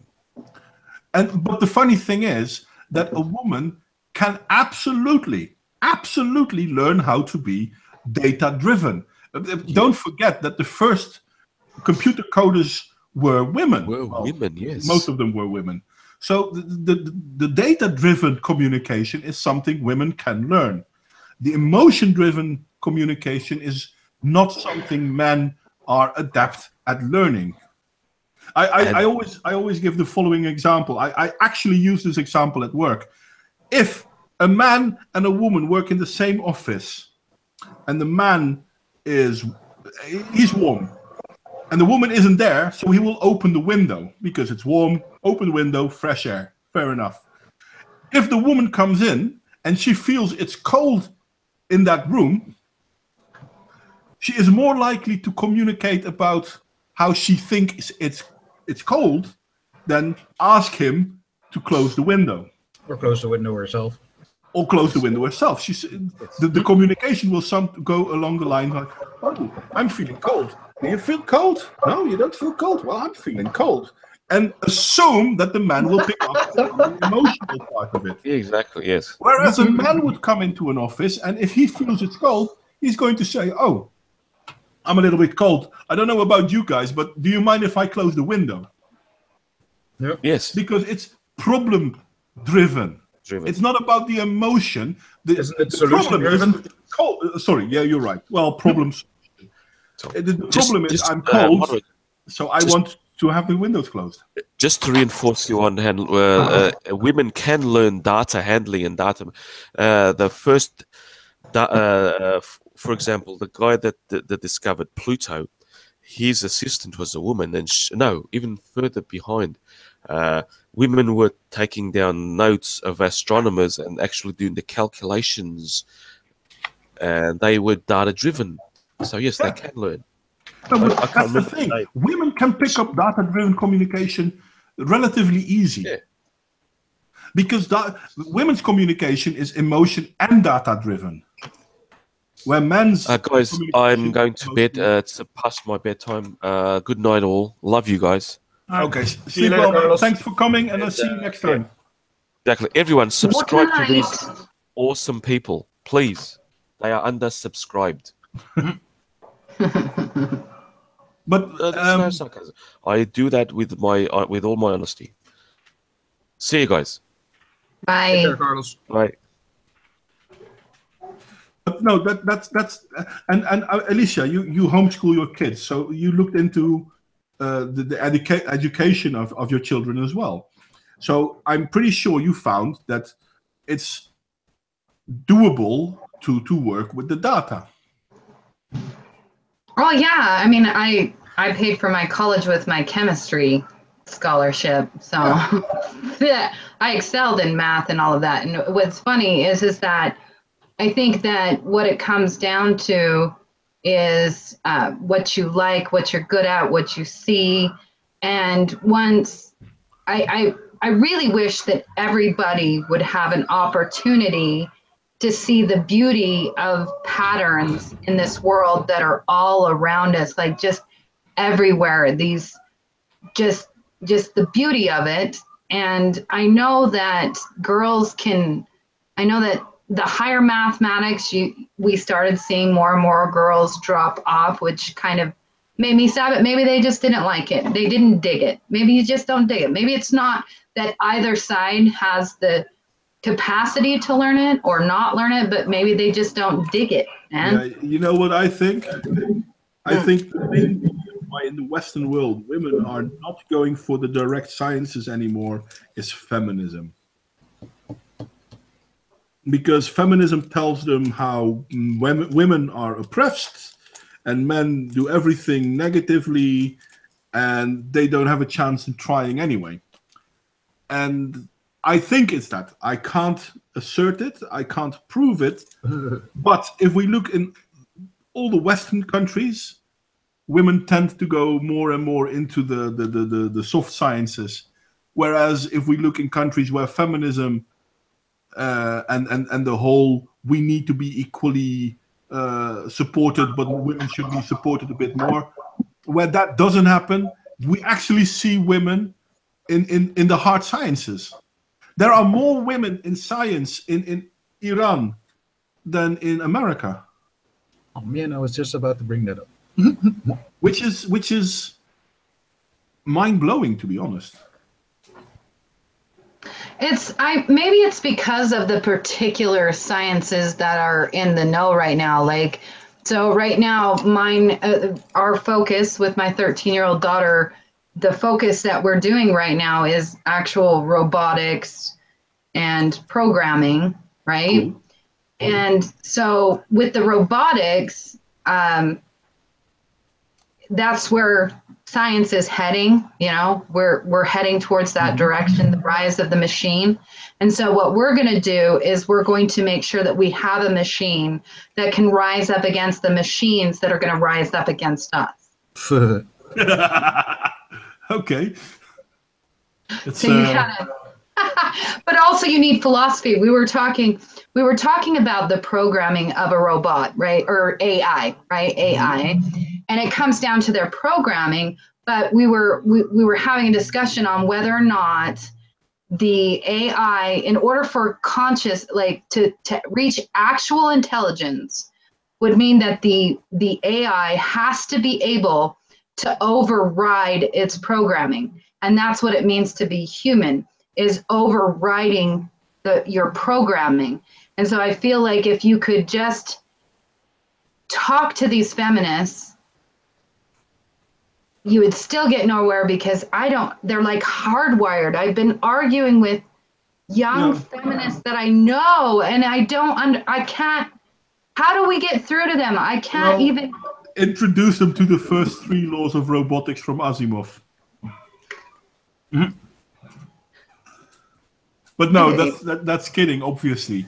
But no, we can't reach them because they're indoctrinated, and they're indoctrinated in such a way that they feel that they shouldn't let go of their indoctrination because the media says they're right, school says they're right, politicians say they're right. So who are you to tell them they're wrong? What Alicia just said kind of reminded me of Data from Star Trek. Well, but yeah. I love Data.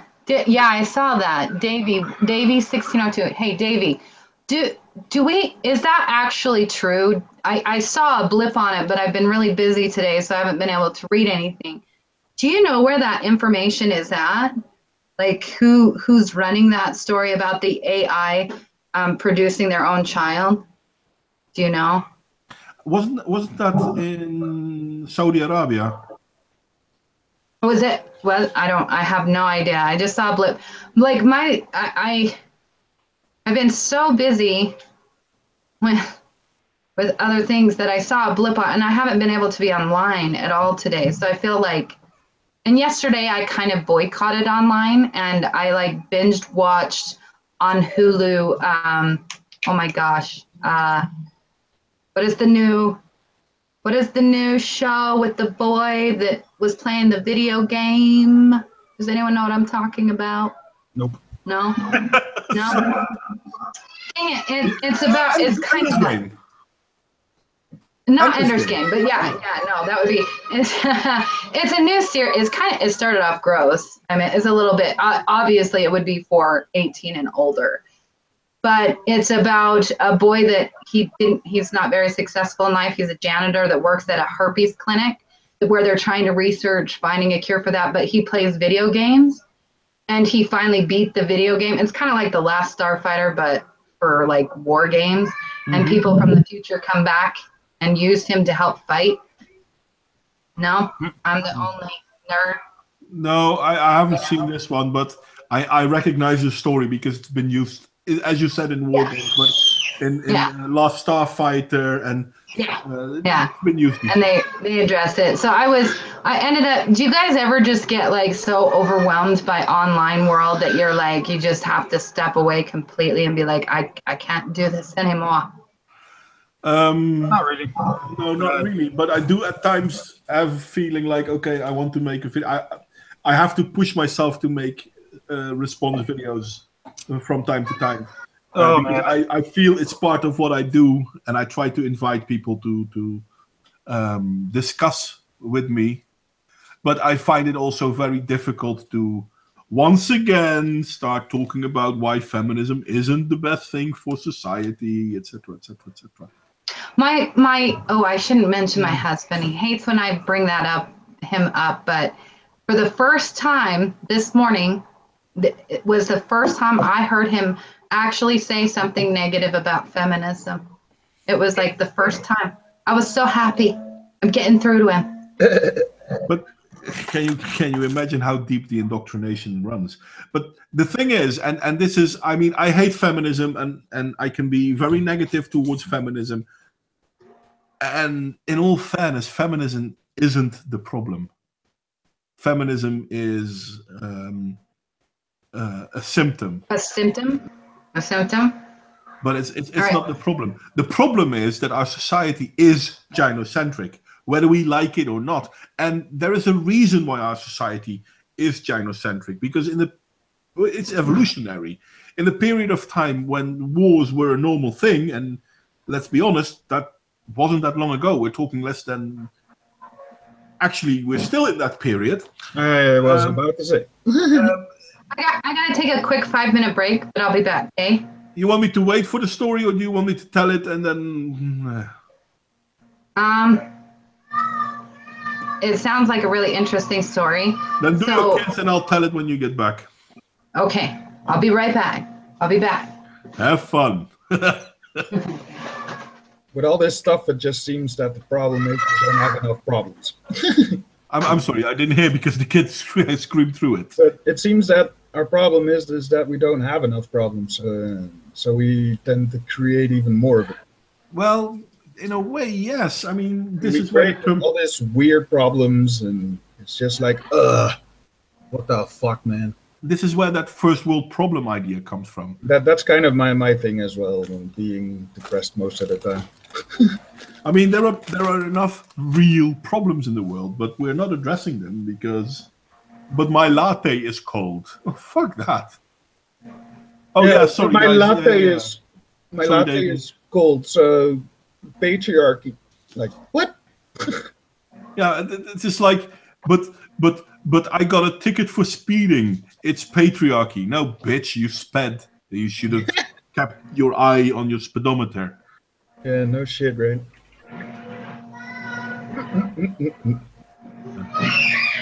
Yeah. Oh, God. Yeah. I'm a muter. I'm going. Yeah. Oh, thank you. I'm trying to do everything at once, No which more kids screaming. Woo! means nothing happens. So, but yeah, Like no. what Psycho just said reminded me of a quote of Bender. It's like, have you ever thought about sitting down with your children and hitting them?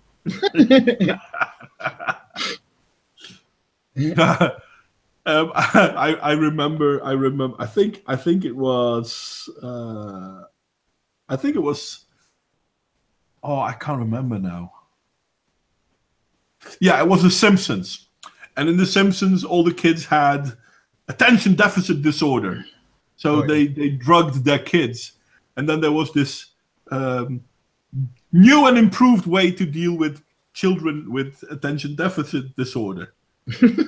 Shut the fuck up and sit down. Yeah, that's the same one from South Park, pretty much. Yeah. This is how you deal with ADHD. Sit down, shut up. Hey, Well, bum! The Simpsons were first, though. Simpsons did it. Simpsons did it. Simpsons did it. Can somebody please think about the children? The thing is, though, thinking about the children doesn't mean letting them get away with everything. This is something I don't understand, how people still make that mistake. Oh, by the way, Alicia, we silenced you as well, so you have to reactivate your... You can, oh, yeah. You can do it yourself. Yeah. Okay. There That was you smart. We had a disaster just happen. That's we A 2-year-old just threw a full garbage can down the stairs in our house. oh, that's going to be messy. It's not my problem. Her mom is on duty, so it's not my problem. Well, That's Sorry, my house is so loud, but to be fair, I have 3 generations living here. oh well, cool. You have to have a big house then. It's like 2,000 square feet, so it's like 5 bedrooms. That's it. Okay, let me think. Because you're in square feet, Oh my God. we're in square meters. 2,000 divided by 3 is like 700 square feet, square meters. Dude, that's a lot. That's a huge house. Holy What? shit. I have an You apartment. have, I have you an have a- apartment that's like a quarter of the size, probably. One bedroom, but yeah. it's 2,000 square feet, you said. It's because I live in Utah, and actually I live in the lower side of Utah. It's an old house. It was built in the 40s or 50s on a quarter acre. It's actually really small. You guys should come to Utah because there's huge houses here. I will take your word for it that it's small compared to other houses in Utah. Yeah. But if I know. it's 2,000 square feet, that's roughly 700 square meter. Yeah. Yeah, that's not small where we live. Well, then Yeah, again, we so are a like- tiny country. When I was living in Portland, I had a 2-bedroom apartment with like, I don't know, 600 square feet, and I thought that was big. Really? 600 square feet? Yeah, something like that. I have 3 generations living here. Three. Yeah. So you need that 2,000 square feet. Your house is roughly 2.5 times bigger than mine. So it might be a bit cramped for 3 generations, but that's a huge house. I feel privileged right now. I'm all leave. No, just kidding. No. Anyway, I was waiting to talk about something, and Yeah, obviously tell us I the forgot. story. What was it again? We were talking about feminism, Oh yeah, and you were right, saying that right. they were just a Feminism isn't the symptom. problem; it's a symptom. The problem is gynocentrism, and the Western world Beat the is. children. I'm sorry. Okay. Sorry. Go ahead. The Western world is gynocentric, which is evolutionary based, because our society has always been driven to try and protect the women. And to protect the women, we keep them out of harm's way.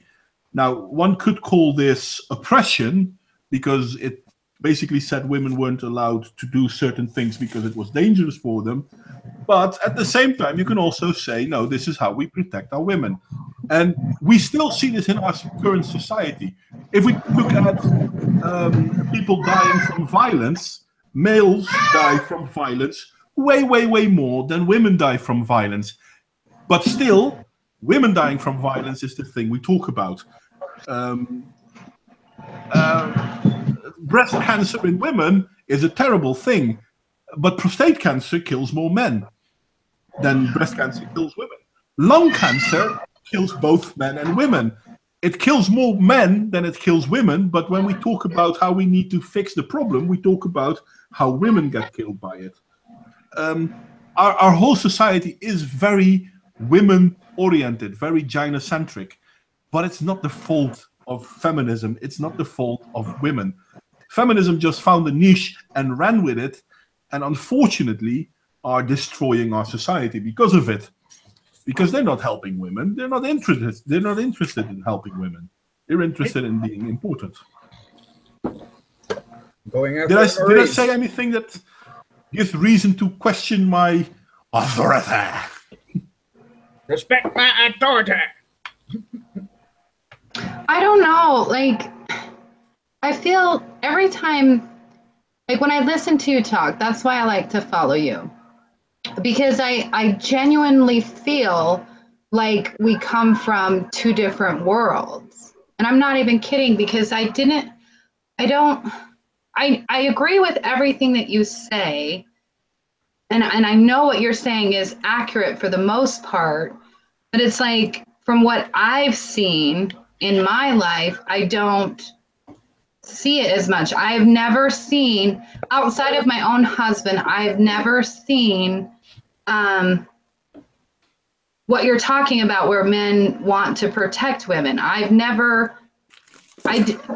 it might just be because I was raised like in the foster care system and stuff like that. But I've never seen men wanting to protect women outside of my husband. So I'm not being rude. I'm not being rude because I know you guys are saying the truth, but I haven't seen it. I didn't see it in elementary school. I didn't see it in junior high. I didn't see it in high school. Okay, so I'm going to ask you a few questions, and I'm not going to attack you.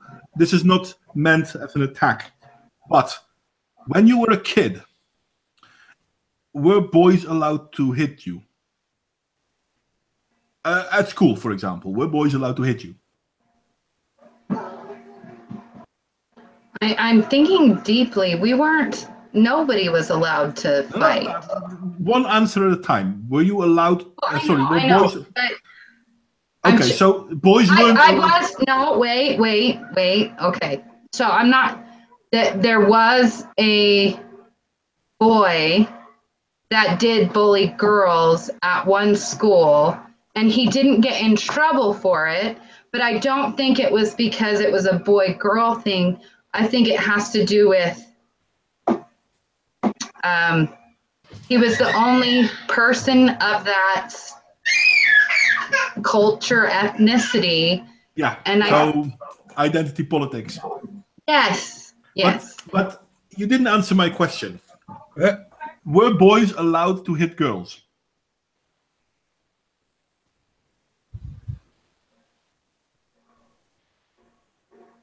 I'm really thinking. I'm not. No, I'm not making fun, or I'm not rushing you. I'm honestly, so in Utah, you don't see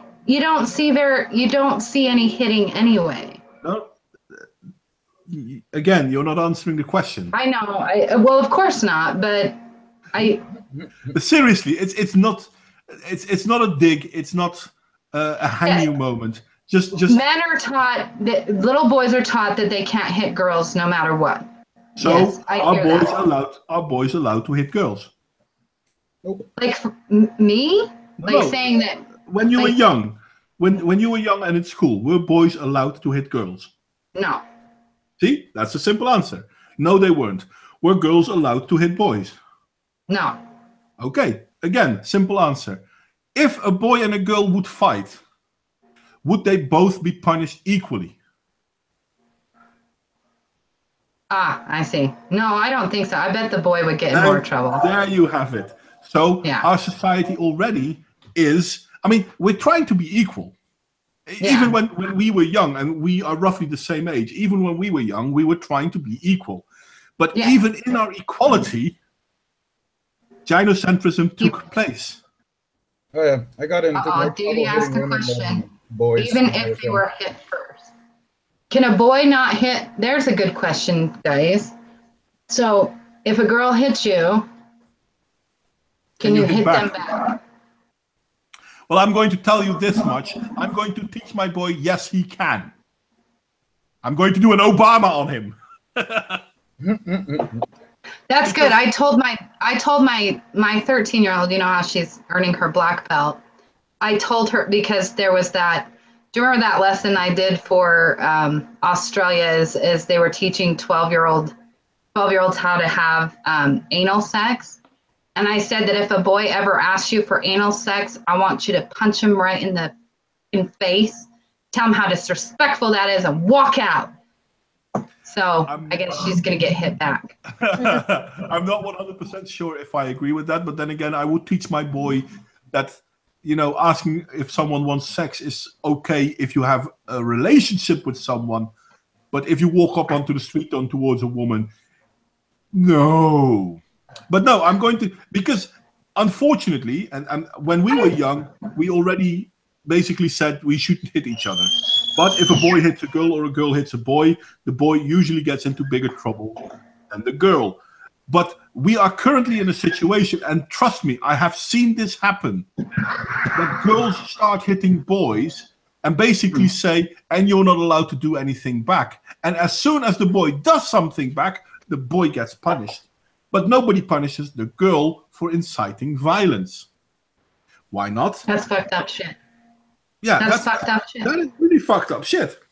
And that's the problem we are facing in our society. This is gynocentrism, and That's so feminism. stupid, because if a woman comes after you with a knife, threatening your life, you should be able to just fucking take her down. Yeah, unfortunately you're not, because everyone knows that 60% of all women are victims in domestic violence. Yet not everyone knows that out of those 60%, 30% roughly incite the violence. Yep. So only 30% are real victims. The most dangerous relationship to be in is the lesbian relationship. Yep. They actually suffer more violence and, get this, more sexual violence towards each other. I don't know how that works, but, and I'm not being rude. One of my best friends is a lesbian. I'm just saying is that. No, you're right. Yeah. Domestic violence in heterosexuals are about 50% of the 15% of heterosexual couples have a chance of ending up in a domestic violence situation. Now, you would imagine if the man is the problem, that this number would be higher in an all-man relationship, man on man. Where in reality we see the number is nearly double in female-on-female relationship and nearly half on man relationship. Which is mind-boggling, because it goes against everything people keep telling us. Yeah, how can we fight against something if we're not given the accurate information? Yeah, that's the thing, and I think that how do I say this? Maybe this is me overstating my ideas, but I think we are the ones that need to tell people, listen, you don't have to do what we do. You don't have to think what we think, but at least think. Because consider it. Yeah, because a lot of people don't look further than what they are being told. Well, I've started, so for my part, what I'm doing is when I'm speaking with women now, and when they start complaining about their significant other doing something that's really bad, I also ask them, so what did you do? Did you add to the situation? So I'm trying to get the full story. And in doing that, I'm finding out that, there's a lot of crappy relationships out there, and I don't understand why people stay with people that make them miserable. Yep. Yeah, like my video, I did a video, girls, it's not okay to hit men. Because it's not. I would never hit a man not because I was told not to, but I don't want to get my ass kicked. Yeah, and that's the thing, though. And here we go back to the golden rule: do unto others as you would want them do to you. Yeah. My general feeling about this is, if you can deal them, you can receive it as well. Well, yeah. If you don't want to do the time, don't do the crime. Exactly. I don't know. It's so hard when we talk about stuff like this, because like the mental images that come to mind is like some guy that is like really big and then some petite woman. And then I go, wait a minute, then I'm childizing women. But then at the same time, it's like, well, men, and that's what I'm doing. And I think that's what everybody's been programmed to do, because I'm actually making the woman into a child by saying, well, but he's bigger than her. But an adult should initiate it if she doesn't expect to have a reciprocal relationship. So maybe that's it. Maybe I know I've been indoctrinated, because the first time that I never considered myself a feminist, but the first time I actually stuck up for a guy, I felt a little sick on the inside. I did. This is why I started with my first 3 questions. Are boys allowed to hit girls? No. Are girls allowed to hit boys? No. If they both do it, will they both get the same punishment? No. That in itself is the basis of the problem. Mm-hmm.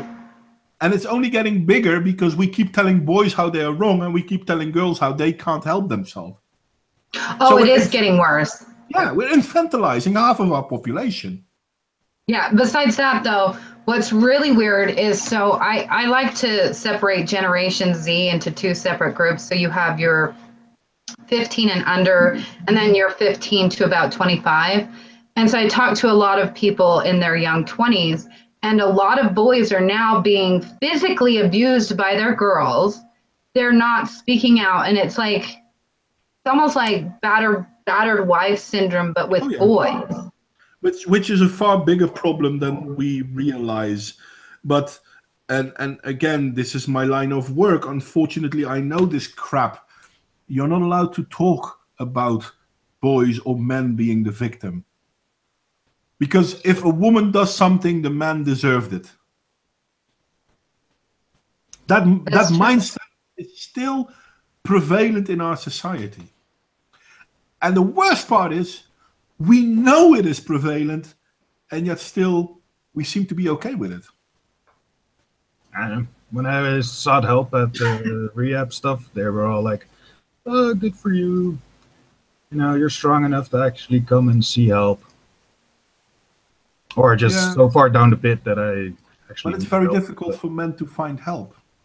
It's just like less than 5% of domestic violence shelters are for men. Maybe it's just my thinking, but common sense. Like, if you have a problem, eventually you need to deal with it. And that's the thing. It is common sense, but common sense has been put on a sidetrack. Because I totally agree with you. I really do. If there's a problem, we need to deal with it. But unfortunately, the problem is men are the victim. Nobody cares. How many times, how many videos on YouTube are up of people doing social experiments where they have a woman attack a man and a man attack a woman? As soon as the woman attacks the man, nobody cares. Everyone walks on, and some of them actually laugh at the man. As soon as a man raises his hand towards a woman, people step in. Oh, people will beat the fuck out of him. And this has been done so many times, and time again. The results are the same. We don't care when men are the victims. We care when women are the victims, but we don't care when men are the victims. If we need research into a disease, that disease has to have women suffering from it. Because if men suffer from it, nobody cares. Do you know how long men have been the higher number in suicide? And not just a little bit. No. At least for every woman committing suicide, about 10 men commit suicide. Yeah, it's like women attempt it like 4 times as often, but men actually go through with it. I'm sorry, but I work in psychiatry. I know how women attempt suicide. For fuck's sake, if you want to commit suicide, women don't know damn well what to do. They just don't do it because they don't want to die, which is a good thing. Don't get me wrong. Yeah, so if we take the feminist logic of being equal, then women have to take their lives in greater numbers. But we're not allowed to talk about what can we do to help men. Yeah, unfortunately. It's true. But I think the more that women speak out, because we actually, because women are getting hurt by feminism as well. So you're going to see more and more women coming over, because in my mind, feminists are actually trying to take away 2 of the most powerful things I have in my arsenal of womanhood. And one of them is having the capacity to have children. So I am the gatekeeper, right? I am the gatekeeper. That is a power. I am not giving that up. For God's sake, I will not give that shit up. And they're also trying to take away beauty, because men like beauty. And it's a power, and it's a good thing. It's not a bad thing. Yeah, it sucks when you get older and you start losing your beauty. I get that. But you can't just take from people. But like I said, the more and more people start speaking out against it, I think that we'll be able to do, some damage control. But I think we can't get complacent. I hope you're right, They're- but I'm they're- afraid you're not, to be honest. They're getting the Because- children younger and younger. Yeah, they're getting to the kids more and more. And less than a fifth of the female population in the Western world is feminist. But more and more men are becoming a feminist. Which And is a problem. this is the problem, because men perpetuate gynocentrism. It's not something women did. It's not something women are to be blamed for. And even feminism isn't to be blamed for it, even though I have a deep, deep disgust for feminism.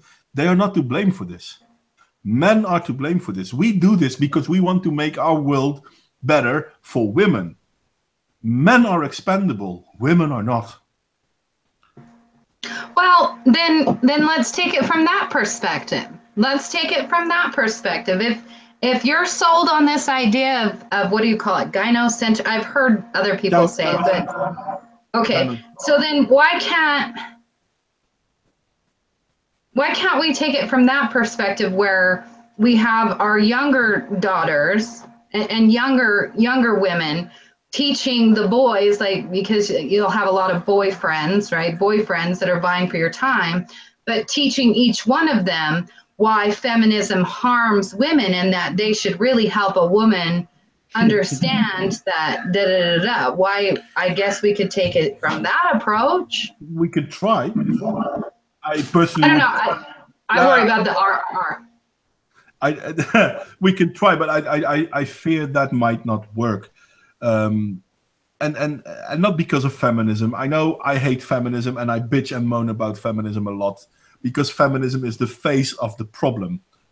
But it's not the problem in itself. The problem in itself is inequality. But as soon as we talk about inequality, feminism says, yeah, see, women are being treated badly. No, wait a second. The inequality is not on the women's side, it's on the men's side. Yeah, but that's internalized misogyny. No, it's reality. Don't get me wrong. I don't want women to commit as much suicide as men. I don't want women to die on the job as much as men. But I want to at least be able to talk about it. And I want to at least be able to see what we can do to address these problems. Are men still going to die more at the jobs? Probably, because men, on average, take more risks. Do I want women to do the same? No, because it's silly. It's not about what I want them to do. It's what they are allowed to do. And are men allowed to take those risks? Yes. Are women allowed to take those risks? Well, funny enough, in a lot of situations, women aren't even allowed to take those risks. Because as a man, you can be a miner, but women can still not be miners. What? Really? No, they're not allowed to work in a mine because it's too dangerous for them. And this is not something women did. Wait, we have women miners in Utah. Yeah, like their own mines. Like mines, like their going own, down. Their own mines. Not someone else's mine. There's women miners. Yeah, women miners, right? Aren't we talking about mining, like going down? Yeah, mining. So it's allowed in Utah then. Oh yeah. Okay. Well, that's good. There was it's legal. Yeah. There was this huge. It happened in another state because it would never happen in Utah because we're so great. But I recall there was some weird lawsuit, and this was back, I think, like in the 80s, where a woman, one of the first women workers to work at a mine, and then it got all weird. But no, we have women miners. Yeah. Well, that's good. It's been illegal in the UK for 150, nearly 200 years now. Why would that be illegal? That's just weird. Well, that's the worst part. It would be illegal for a woman, but it would be okay for a boy of the age of 10 and older. It's to protect the women. Well, there's more to it. As Davey points out, Tilde made a video on this, and he came in. He came with a few other points as well. But the main reason was it was dangerous for women. No, it's dangerous. Period. But there is the thing.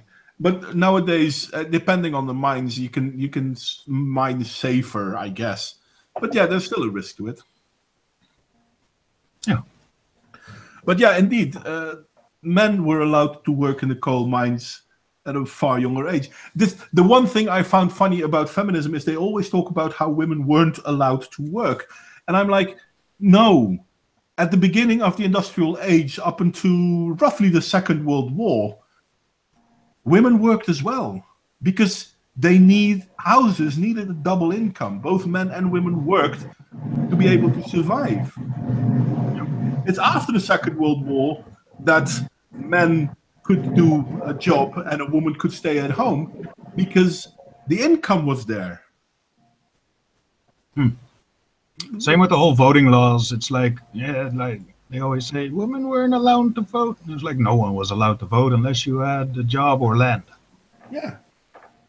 Well, America was a little bit different than that because America did allow more people to vote. Unfortunately, though, America did allow women to vote as well, even though the suffragettes made it sound like... Wyoming? Was it Wyoming? Does anybody in the chat know? Was it Wyoming that gave women the vote first? No, it didn't, actually. It wasn't Wyoming? No, because before that, the women already had a right to vote. If they had property, but I'm like talking all kind of like... Okay, then I wouldn't know. But yeah, what is it? Like all of that. I think the problem is that... Uh-oh. What is uh-oh? Uh-oh. Yeah, Wyoming was the first in the U.S. It says on the highest desert. Thank you, High Desert Pioneer, but yeah. It's because the West is the best. The snake riding man from the desert. We love the desert. We love the desert. Anyway, I seem to have gotten a text message that is quite urgent in nature. Okay, so I'm you have to going go. to have to leave, but Modwain, thank you for inviting me because this is a very, very important subject, the indoctrination.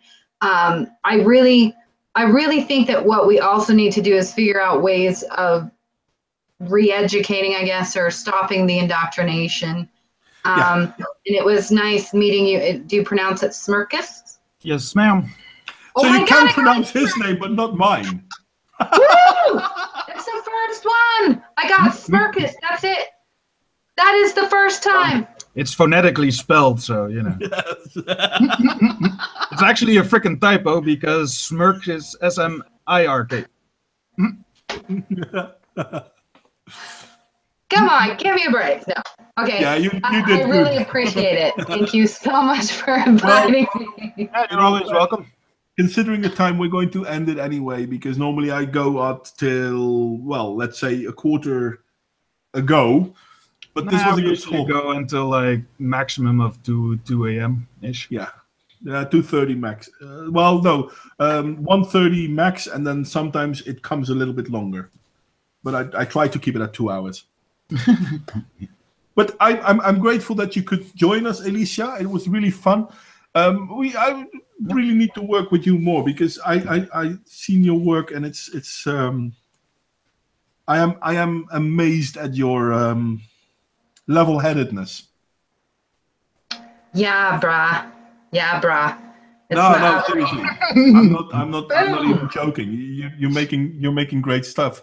I will link downstairs so people can check it out. You really do make great stuff. And okay, everybody check out my video that comes out tonight. Thanks. Oh, okay. Well, I'm not going to do that because I'm going to go to bed, but I will see it tomorrow. It was nice meeting you as well, Alicia. Anyway, anyone want to say anything else, or are we just going to call it quits now? And let's just call it quits. Okay. Thank you, everyone, for coming, and I'm going to stop broadcasting now.